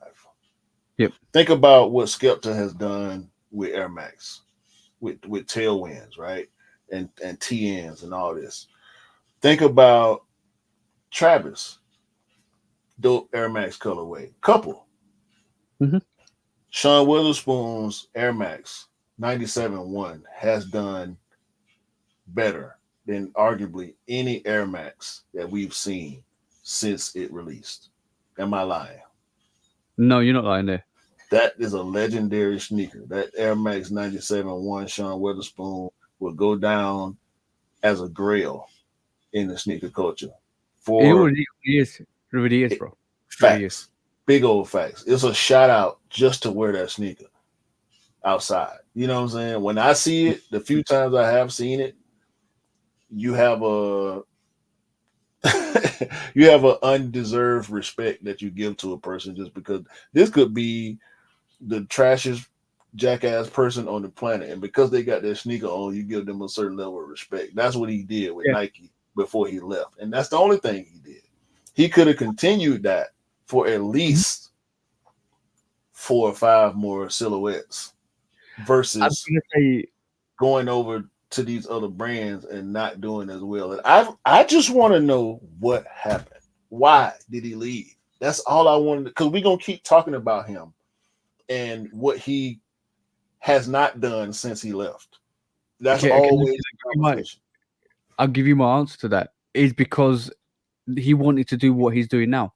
He wanted to create his own range. He wanted to make it like vegan based, which is absolutely dope. He's using the materials he wants, the ideas and concepts he wants. He wanted to kind of live his dream in terms of what he wants to do in terms of his range, and I think Adidas are more susceptible to allow him to do that, rather than what Nike do is want more overseeing control. So from that aspect, yeah, I can see why he left, but I can see why you're disgruntled. And when I look at this, I think about how it's because he left and he's not doing the Air Max 1. It's because we were hoping to see more of what he did with the Air Max 1, Air Max 91, 1 and 97. We was hoping to see more of those released. We was hoping to see different variations. We was hoping to see different models. And that kind of missing that opportunity for that not to happen, and him to go to Adidas, is the reason why we are as sneakers, we're disgruntled, because we would love to see that happen. We'd love to see him given way more Air Max 1s or Air Max 97s or collaboration. Maybe take a 98 outsole and put it on a different sneaker. See what I'm saying? Or do this is what we wanted to see. It unfortunately didn't happen. And this is why that fatigue of not having it is why we kind of criticize his Adidas range more, because we see the potential that he missed, or the potential that could have been there with the Nike sneakers, and this is why we're disgruntled in the way we are. But secondly, also, I feel that he's an example of judging from his first collaboration, and that's unfortunately what's happened with Sean Weatherspoon. Is everybody looks, and when we talk about Sean Weatherspoon, you instantly remember that Grail sneaker, that absolutely magnificent sneaker, and then we're like, what happened? Because look at the sneakers you're producing now, and that's what we're referring to now. Is that's what's happening with that whole range. It's like, yo, but you did this. Why are you doing this now? This see that instant reaction. There's a lot of sneakers, but this just because of the hope that we had with that Nike collaboration. See what I'm saying? Man, hopefully he happy with what he doing at Adidas, man. Because for the most part, I don't think the sneaker community is happy with it at all. We wish he was still at Nike. I can only imagine the Air Max 90 upper on with an Air Max 95 bottom, Sean Witherspoon corduroy. and this is exactly what I just said a minute ago, bro. Because basically, it's us reminiscing of what could have been. Yeah, that's listen, bro. Shout out to him, man. But I don't understand. I want to hear him talk about why he left, what happened. It would be interesting. I want to do that. I would like to be able to sit down and listen to his reasoning and be able to at least understand where he's coming from, because it just looked crazy to me. Yo, Sean Weatherspoon, you listen to this, you're more than welcome to come to the podcast if you want. Man. Man. All right. So I got a main topic. Okay. Actually, two main topics that could have been quick strikes, but they would have been your quick strikes. They're gonna be my main topics. Okay. Double down on we talked about last week New Balance dropping that 650, the white and green with the gum bottom, and comparing it to the SB4s, right? You can't tell me this New Balance U9060 white is not a Monarch, bro. Yeah. You know what? When I saw that, I automatically thought about a very, very retro Nike sneaker. Or no, any retro sneaker, if I'm honest. It's the white and navy blue. Yeah. But the black bottom. And I'm looking at as soon as I saw it, bro. And you know how we feel about 9060s. Yeah. We love the silhouette of the 9060s. A lot of colorways of the 9060s are really, and not that this is a bad colorway, but to me, as soon as I saw this, I'm like, this is a clear Monarch colorway ripoff. Is this a New Balance thing? Hey, I'm gonna say one thing. Bro, the black and red 9060. Yeah. Is that not a Jordan 1 bread knockoff colorway? Could be, possibly. We saw the white and green 9060 with the gum bottom, and the comparison to the SB4. You didn't create the comparison. I saw it just like you did on IG. You mean the New Balance 650? Yeah. Yeah, the 650 white and green with the gum bottom compared to the 4. We can keep doing this because we just saw a 9060 multicolor. You can't tell me that wasn't a biohack colorway, bro. Tell me one. I was thinking this the other day. No, tell me it wasn't, bro. It was. I'm not gonna tell you it wasn't. It's like it was, bro. Like it's inspiration. We say this all the time. Brands take inspiration from each other. Sometimes take something from another and to make it your own. So it looks like that's what New Balance are doing. But like I had this thought the other day. Oh shit!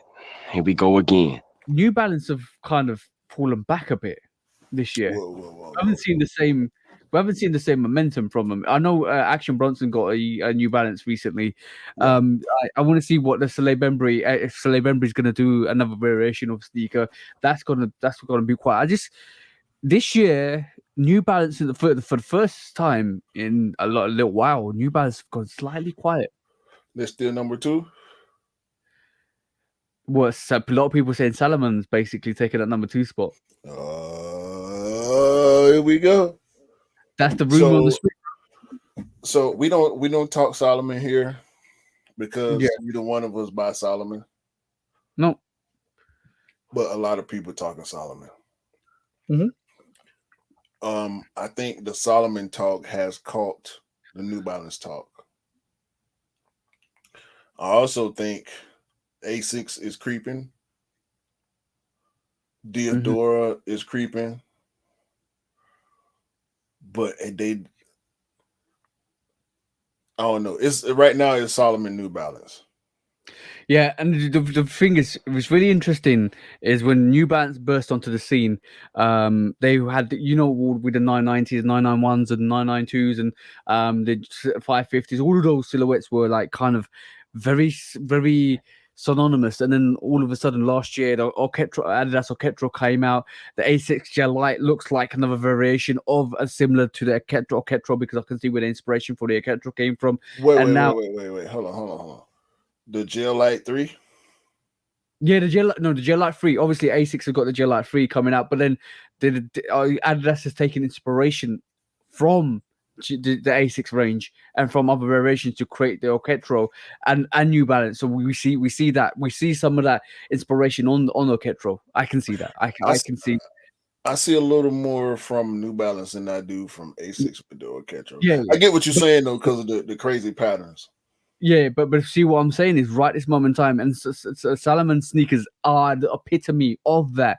Let me just pull this up because I actually have a picture of what I'm talking about. But Salomon basically have that whole distinctive, like almost like I'm going to pull this picture up. It's almost like a uniqueness to it that brings this upper with all this craziness on the mid, like lateral medial sides, that it actually becomes really intriguing. And all of a sudden, you're thinking about that sneaker because let me be honest. This year and the last couple of years has been sneakers like this actually have predominantly dominating the scene where you've got a runner with some crazy like paneling on the sides of the uppers with a thicker back sole, which is reminiscent of a wave runner, and it kind of that whole unique, like a Balenciaga Triple S, but a slimline version of a Balenciaga Triple S. That whole variation, you can't tell me the Solomon you're seeing in your screen doesn't reminisce an Asics Gel Light or a New Balance or a Orketro. All of these similar sneakers is in fashion at the moment, bro. I hear you and I get it. With the general public, by the way. No. I'm talking about from from the general public, definitely. They catching on as a brand. Just like On, right? I like to compare Solomon to On because I see as many of each. Well, I'm lying. I see a lot more On from the casual person. However, this silhouette that you're showing, I think, is a lot of these silhouettes. They're hiker-ish. Yep. A lot of them. So they seem practical, which I think is engaging to the casual audience. But when I look at design aspects of these sneakers, and you can call it bias if you want to, go and look for yourself. This is old school Nike swag. Yeah. This is 90s Nike ACG trainer swag right here. With the crazy designs on the uppers. Yep. It's different, but I see more inspiration coming from the 90s than I do coming from current casual, I guess, walkers or runners. And when I look at these Solomon sneakers, I mean, they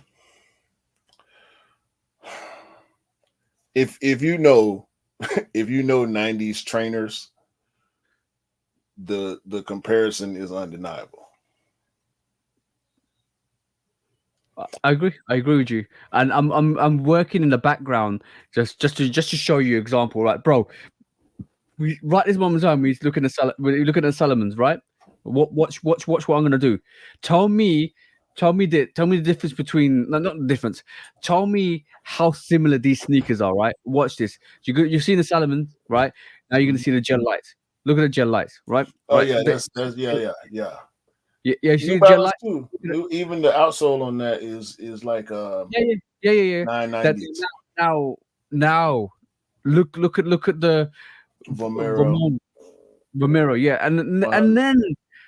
now look at the Alcatraz. You can't tell me there's not similarities between all of these sneakers because that's what the casual consumer wants at this moment in time. All of the sneakers that you're just seeing right this moment in time are all designed and dedicated to the normal consumer who looks at those sneakers and says, you know what? I want that. I like the design aspect of that. That looks unique. That looks different. That's going to make me stand out. The colorways will make me stand out. That sneaker is highly in fashion with a normal consumer. Facts. Now look at this. 1998. You look at these sneakers, bro. These trainers, these Nikes and these Reebok trainers, and you can see a lot of inspiration. Some of my favorite trainers on here too, Griffey's. Like East Bay Archive is what I'm looking. Look at this, bro. Saucony's. Look at the Saucony's. Yeah. Look at this Fila down here at the bottom right. You can't tell me that don't look like a Solomon. Yo, exactly that. And that whole fashion trend is coming about the Sauconys, the Solomons, all of that. All of those sneakers that I've just showed, and I showed it to prove a point because all of those sneakers, if you took away the branding, they were exactly the same. You could call one variation 1V, 2V, 3V, 4V, 5 because they're all similar in the design aspect. The runners, hikers for the casual consumer. It's got that big outsole. It's got that design on the medial lateral side. It's got the craziness and colorways. It just brings something unique to the markets. You remember we had a Vapor Max run and the 270 run. This might run a hiker run. Basically, for the last couple of years, that's what's been happening. Especially when New Balance came on board, especially when New Balance got popular. That's what happened, bro. Yeah. And people look at New Balance and they said, you know what? I like this architecture of this sneaker. Now, where else can I find this in different brands? And people start looking at Solomon's. People start looking at Saucony. Some people start looking at Asics gel lights, Asics, and all of that stuff. People start still looking at Adidas. Oh, this is why that's Alcatraz and the Vomero came out. This is why it's designed for that. Yo, the Vomero has quietly been one of the biggest sneakers of the year. It's doing numbers, bro. The Nike Vomero 5 is killing the anti-market. Is the Vomero is an anti-hype killer right now. And I've been looking at I had to fight off a couple of Vomeros this year. I ain't gonna lie. You know what the beautiful thing is, and the beautiful thing with that is, and I was about to say, bro, you're a Nike guy. I'm surprised you haven't got a Vomero in your rotation at the moment. But one thing I'm definitely saying with the whole range is when people are looking at New Balance like they are, this is why I said what I said at the start is the New Balance hype is kind of like fading to not hype. They've been really quiet recently because I think a lot of people got other options as well now, because basically when New Balance was becoming a big thing in the UK and everything like that, people were looking at New Balance to set the silhouettes that they wanted. Now it's like, oh, we got the silhouettes we wanted with New Balance, but look at what Solomon's doing. Look what Asics are doing. Look what this and that. See what I'm saying? So this is what's happening. Yeah. And also brands eat off themselves, because we talked about Kobe's, and I told you we was gonna come back to it. I want to start playing tennis now, bro. Because tell me this ain't a tennis Kobe. Yeah, Nike it could Court Air Zoom Light 3. It could be, bro. It does. It's very reminiscent of a Kobe Pro. Bro, I want this sneaker. Well, start playing tennis, bro. Start serving some aces down the line. Yo, I want, and that's I don't want it. I don't want it casually. You know what I'm saying? I don't want to. I don't want to disserve this, bruh. This colorway white, this white navy gum colorway. Look at it, bro. It was out of here. I saw it. I got the notification for it when it dropped, right? And I'm like, wait a minute. And I get all type of notifications. Yeah. From all the brands, from all different hype stuff to GRs, right? So I didn't pay no attention to it. I saw the notification. I didn't click on it. It stayed active on my phone for like a day and a half, 2 days before I actually went through the notifications and I clicked on this sneaker. And I'm like, damn, that's like a Kobe. But it's a tennis shoe. And I went to it, and this is what I saw. Only small sizes and 9.5, average sizes that's going to be abundant. If me and you wanted this sneaker, we couldn't get it. No. And it's a tennis sneaker. Like, it's made to play tennis. It's a court sneaker. It looked like a Kobe, bro. Yeah. But it made me realize what I always say about the casual audience. Now, I believe this because I said it on the podcast multiple times, and I say it in conversation in real life. The casual audience really provides for the company what they need for them to be able to give us what we want, right? Yeah. 100%. That's the best thing ever. Because if they wasn't doing as well in the casual spaces, they would experiment. Yeah, they wouldn't. It wouldn't be collabs and all this great stuff that we getting. You know, so that they spend the extra money on and still give it to us for a fairly decent price most of the time. I see what you did there, Dr. Q. I'm just waiting for Mr. Hype to come out, but Professor Hype to go, bro. You can't hype this though. I want to hype it, but it's unhypeable. But it's still fire, bro. I mean, the average. If I showed this to a sneakerhead, a quick glance of this, and be like, "Which Kobe is this?" They'll start trying to figure out which Kobe it is. Yeah. But it's not a Kobe. I'm gonna say one thing for sure, but like this, you're right with that whole analysis, because what happens is the casual consumer allows Nike to be experimental with their ranges in terms of giving us sneakerheads what they think we should give us, like UNC toes and all of that stuff, UNC colorways, pine green colorways, pine green this. Look, a Nike Zoom Court Light 3 Premium. It's almost 6.5. This is a women's sneaker, bro. Yeah, it's gone. Look at that, bro. Look at that toe. You know what the best time is? That they released it around Wimbledon as well. And look, it went on sale. 37. It's a $70 sneaker. They were selling for $43. Dog, that's better than some of the stuff that we get that costs us $200. Mm-hmm. And it went on sale for $43. Come on, man. Like, I'm not. Listen, bro. We think as sneakerheads. Because I don't know, and this the point I want to make by showing all these tennis sneakers.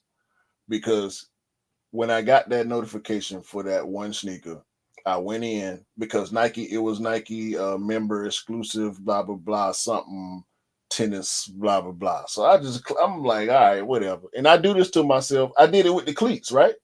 The Jordan cleats. I wish I played baseball so I would have a reason to buy a pair of Jordan 1 cleats. Now I'm wishing I played tennis, so I would have bro, they got some dope stuff. And it's all Kobe-esque. Like, bro, we was talking about Eclipse plate. Look, this is a Kobe right here, bro. Nike Court Air Zoom Vapor Pro. This is a Kobe sneaker, bro. You can't sell you. Come on, I can't remember what was the Kobe 10. NXT Maybe? Or something like that. That it's the same shoe, and it's $102, and it's sold. It's so crazy. It's only 3 size, 6.5, 7.5, and 10. But the only size you would think that you could go to Nike.com and buy this shoe in your size whenever you feel like it. Nope. Nope, you can't. Because it's 5. And here's another tennis sneaker, bro. Here's another tennis. There you go. That's the same shoe, bro. The Nike Kobe NXT 360. Yep. I see what you mean now. I definitely see what you mean. But I kind of you have come to the conclusion that you should know this by now, is the fact that Nike's big move and incentive at this moment in time is sports. Always. What have we seen recently? Cleats, golf sneakers, tennis sneakers, Mac attacks. We've seen a whole lot of tennis sneakers there. We've seen NFL cleats. We've seen golfing cleats. We've seen baseball. And obviously they're doubling down with the NBA because obviously they got more of a domination on the NBA. I feel like there's an incentive and a strategy at this moment in time to get that same dominance in all the other kind of arenas of sport at this moment in time. Bro, Nike is the biggest sportswear brand in the world.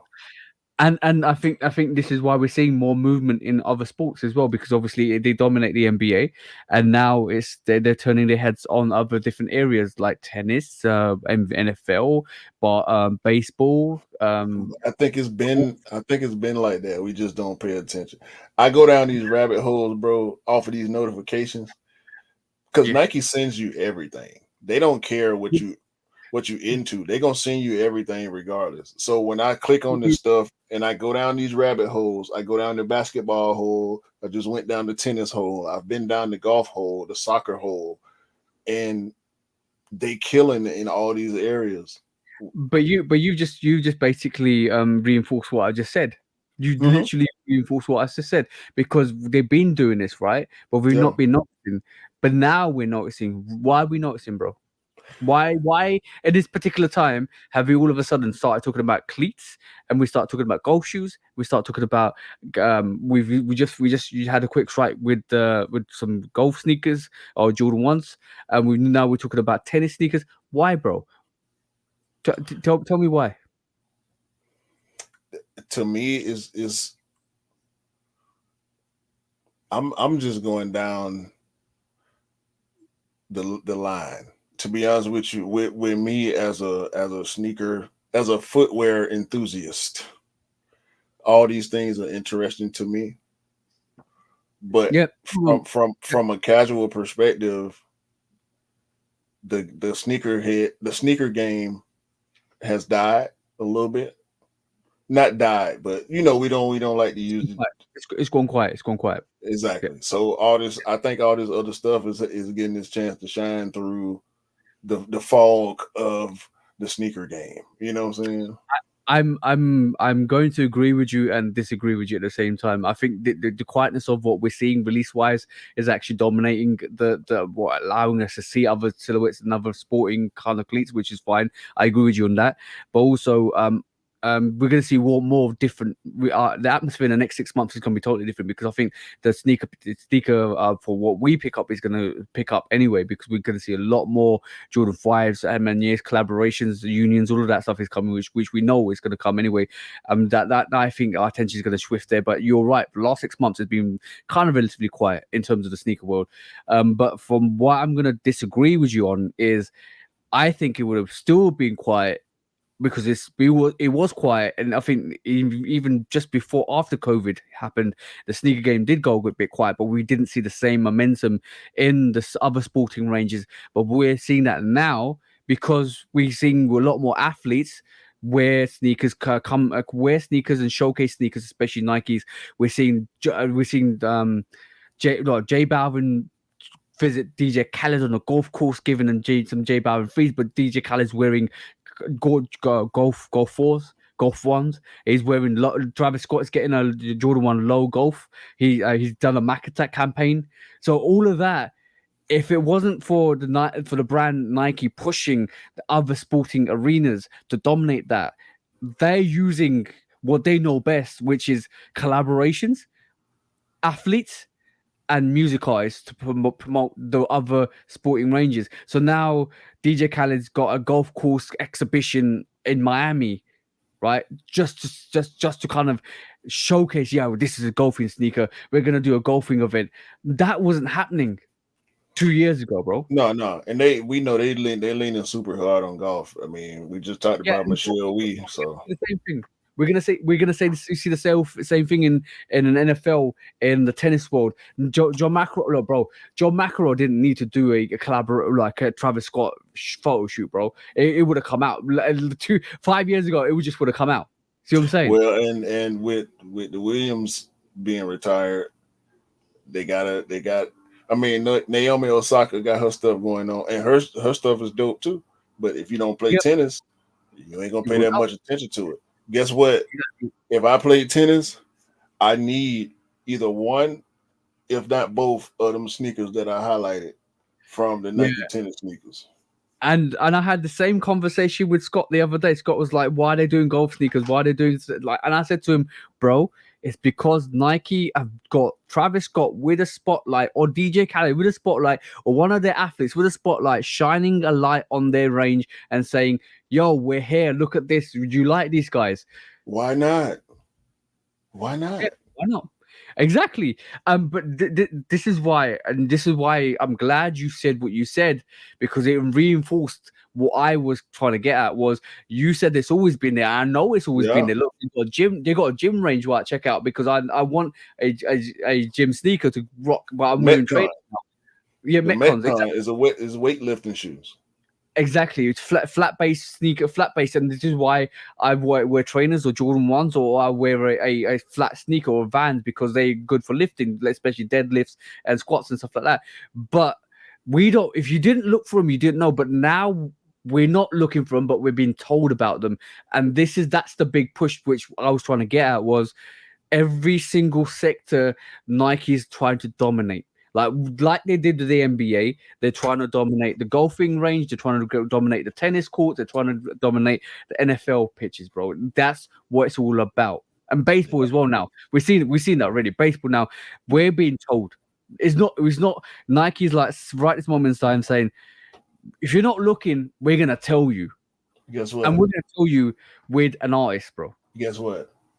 What's that? Tennis, Serena, greatest tennis player ever. Also, Naomi Osaka. Also, John McEnroe.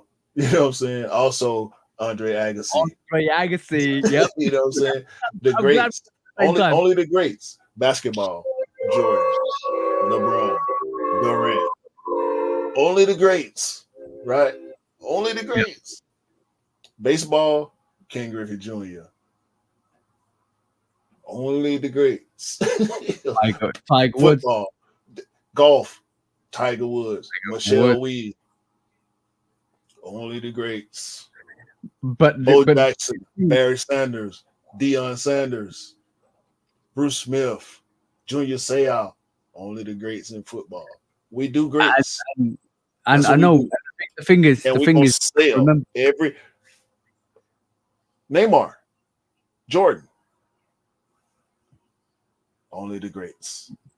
But you got to remember one thing though, is with the NBA it's a bit different, because what happened with the NBA was, even though you had the greats, they've monopolized on the NBA quite heavily with like Kobe's, with like Kyrie's, with like old Kyrie range, LeBron, with Jordans, all of that stuff. Even with the Jordan Retros becoming one of the biggest sneakers that NBA players wear, starting to wear now. But the thing is, the domination. I think there was wasn't it a stat or fact that 90% of the sneakers worn are Nike or Jordans in the NBA, or something ridiculous like that, or 97. The athletes, or something ridiculous, something crazy. I don't think it was that high, but it's a lot, bro. It's a lot. And so that domination came from the fact that they've got a plethora of sneaker collaborators and sneaker artists and sneaker athletes within that range. So now like when the names you just said, we're cherry picking the names from like golf and from stuff like that. But that's the domination they want to see in other arenas to actually replicate what the NBA model is. In every arena, that's the goal. And that's what Nike's been doing. Like this is why we've been seeing what we've been seeing, bro. Listen, there are other products out there and other brands, of course, that specialize, but Nike is just across the board on everything, and they're gonna make great products in every category. So yeah, and because it's designed for the athletes in mind, that this is why they're so great, because the whole motto for Nike was always designing the sneaker for the athletes in mind. And this is why it's going to be hard. And this is why Nike are doubling down on every sport, because basically it's like we've got all this momentum in basketball and in the NBA, and look at what it's created us. Look it created Jordan Brand. It created Jordan Brand, right? From that whole era of awesomeness. So why are we sitting here and not doing everything everywhere else? Because what if we have a chance to do something what we did with the NBA and Jordan Brand within golf, within NFL, that's the reason why they're doing what they're doing. Yeah. Welcome back to the We Love Nike podcast. We shoot bail for Nike every week is what we do. We buy Nike. We love Nike. We hate every other brand. Y'all trash. We win. Y'all Yo, lose. bro. That's you, bro. But the thing is, it's easy to see. Like you told me one thing the other day, right? Well, I always go in deep, and I always kind of try and logically work out why certain things happen, and everything is coincidental, and everything's not coincidental. It happens for a reason. It happens because somebody's done something. See what I'm saying? And this is how we work the situations out. This is why I sometimes go in that deep, because for me it's quite easy to spot strategies. And when I sit here and I'm like, okay, I know why they did that, or okay, why are they doing that? Bam, bam, bam, bam, bam. It kind of comes. This might be the reason why. Yeah. I don't know, man. I just be wanting to laugh at everything. Okay, Dr. Q. Today you name me Dr. Q, bro.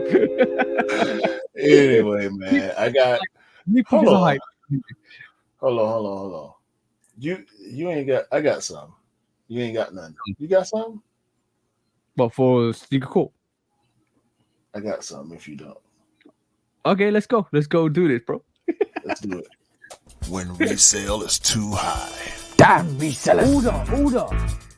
When hype beats go too far. These damn hype beasts. Order in the court. Order. When the back door opens. Guilty. It's time for Order in the court. the sneaker court of public Guilty. opinion.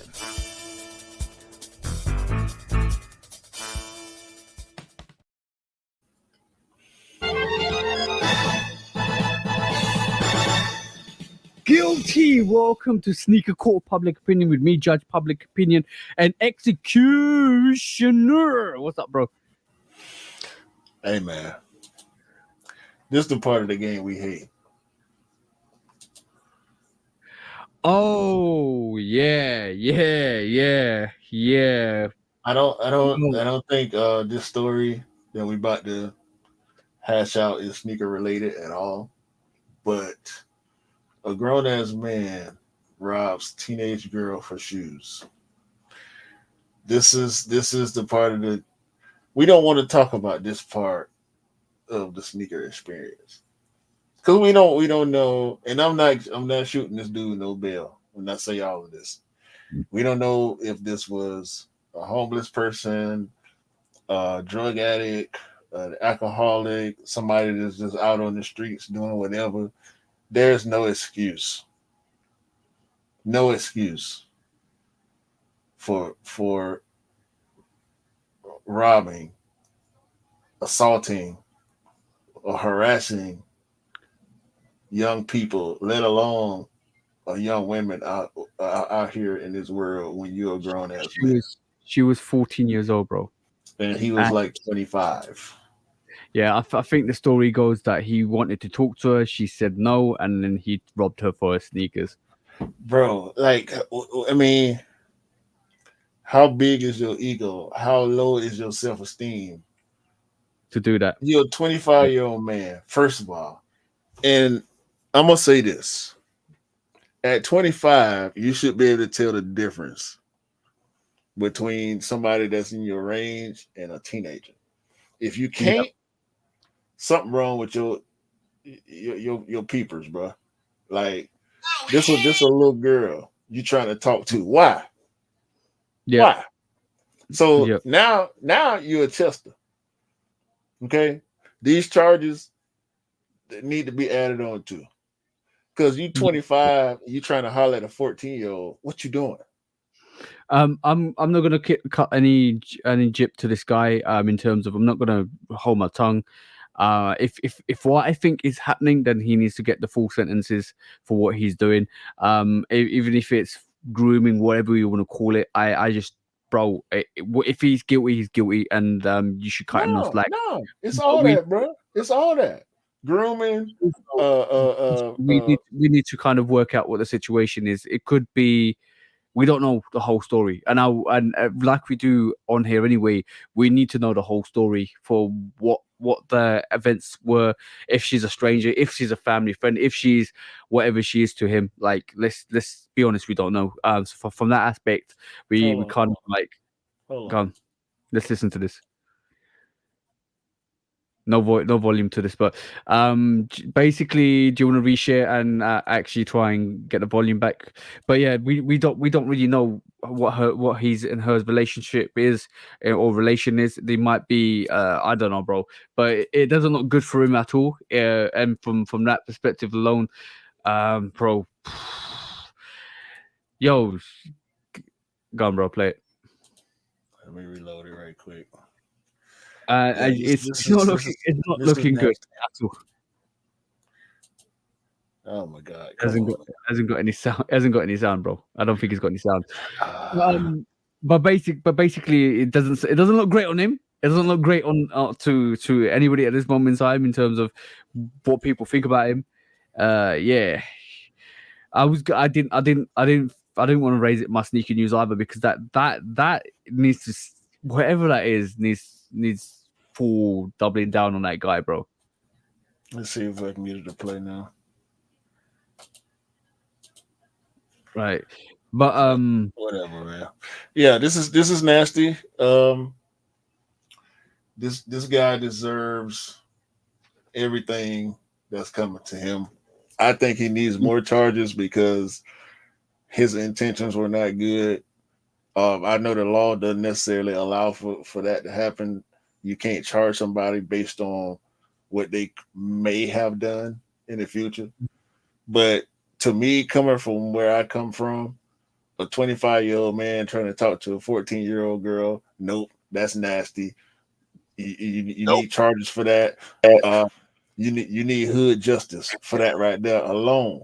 And based on the fact that you feel like you got to take something from this little girl, this 14-year-old girl that did not, maybe if she was 25, she would have talked to you, but she ain't. She's 14, and she knew better than to associate with a grown man that she don't know for no apparent reason. It's on you, partner. At that point, control your emotions and do the right thing and let it go.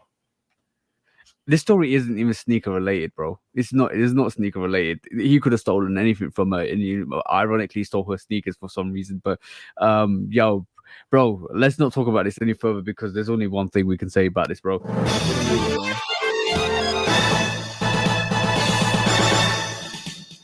Guilty gone, bro. What you want to give that sentence to that guy? Put him under the jail, bro. He 25. Let's see. Give him 5. Give him 5.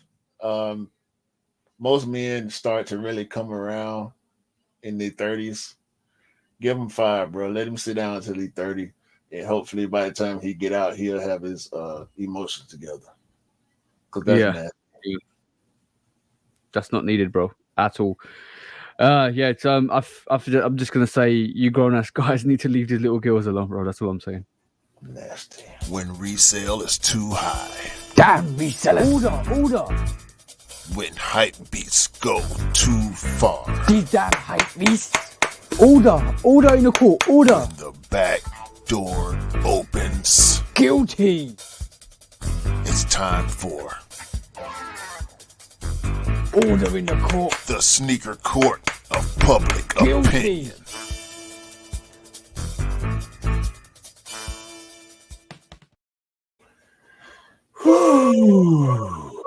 Episode 74 of the Shudo podcast. Interesting week of revelations this week. We had the NBA young boy yeeting all the designs and aspects and information. We had a lot more cleats and a lot more sporting sneakers, which was awesome to see. We've got New Balance. Hopefully we see a resurgence from New Balance in the next 6 months. Let's just see what happens with that. Obviously there's a lot. This week was all about the billions though, bro. All about the billions. And maybe the future trillions. In about 20 years time, we'll be talking about trillions, bro. Imagine. Some of them already having that conversation, man. They just ain't hit it yet. The conversation will be had though. Yep. Bro, every single time we sit down and look at stuff like that, we always come with there's always inspirations, there's always ideas, and you know what, one famous quote, it's not, I don't know if it's famous, but one quote I always remember is, nothing's new, everything is copied somehow, some way. Yeah, ain't nothing new under the sun. Right, before we close it though, bro, let me give you this lose, choose or dump. I'm going to do Asics Gel Light, Salomons or Saucony. That's too easy. John. I'm gonna dump. Ooh, it's not as easy as I thought. Look at you tripping, bro. You were like, yo, this is easy. And then 2 seconds later, okay, now I have to make a choice. It's not easy enough anymore. No, the choice is easy. I'm choosing Asics. Okay. I am going to have to dump. I'm gonna dump Solomon. Ooh. Because they the most recent to my knowledge. So I've been seeing Saucony since the 90s, bro. Since the early 90s. We wore a lot of Sauconys in Atlanta. I had a pair. Did I have a black pair? No, I want to say I had an all-white pair. Saucony. I think those are the two ways we always pronounce it, either Saucony or Saucony. I think the correct pronunciation is Saucony. Saucony, yeah. We used to say Saucony back in the day. So yeah, it was all different colors, bro. Green, red, yellow, orange, black, white, blue, whatever color they dropped, we was on them. They was cheap, they was clean, and we was on them hard in Atlanta, bro, for a good 3-4 years. Ooh, all right, cool. I got another one for you now. This is gonna show your biasness. New Balance, Adidas, or Kangaroos?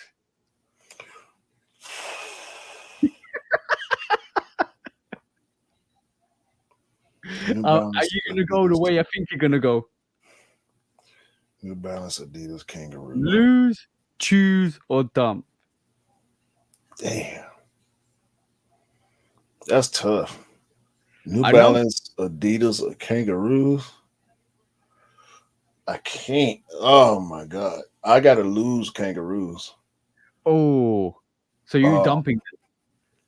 I gotta lose Kangaroos.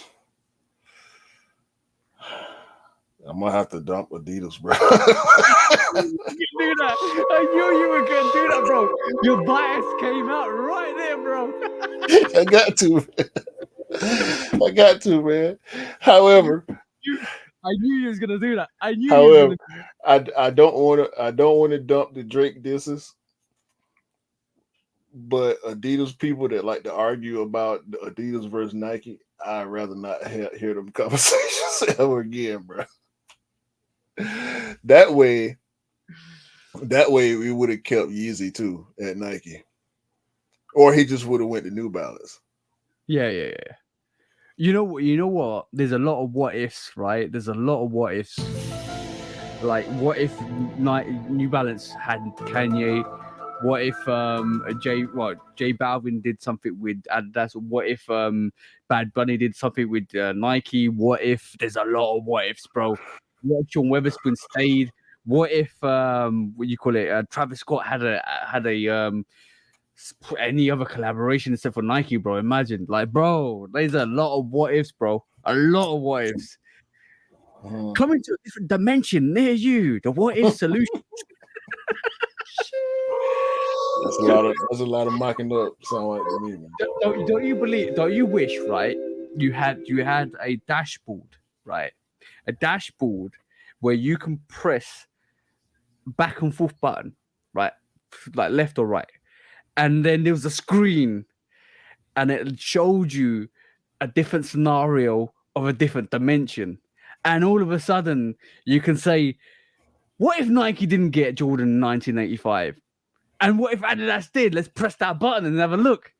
You the engineer. I'm waiting on you to put the plan together.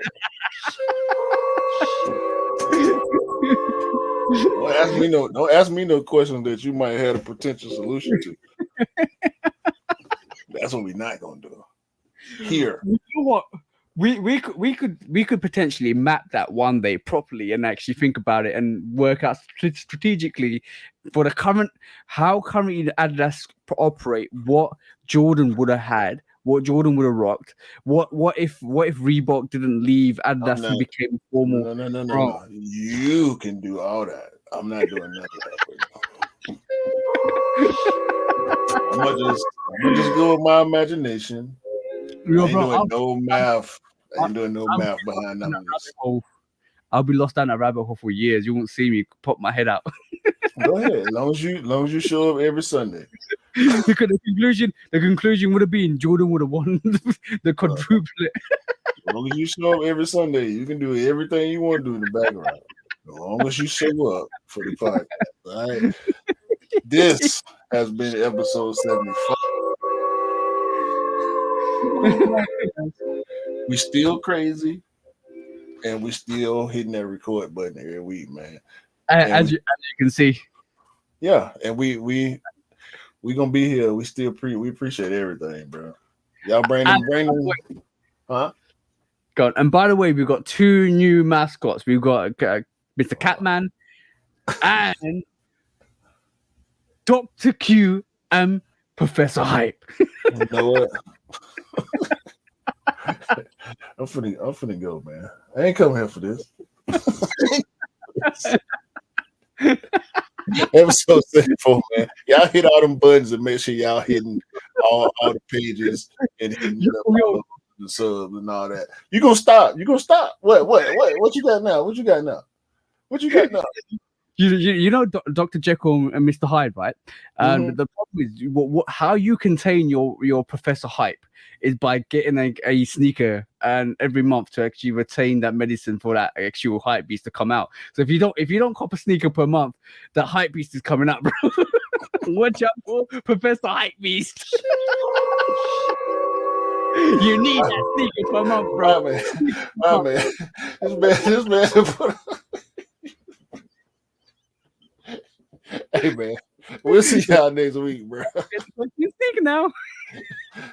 Throw it the piece, bro. Throw it the piece, okay? Throw it the piece.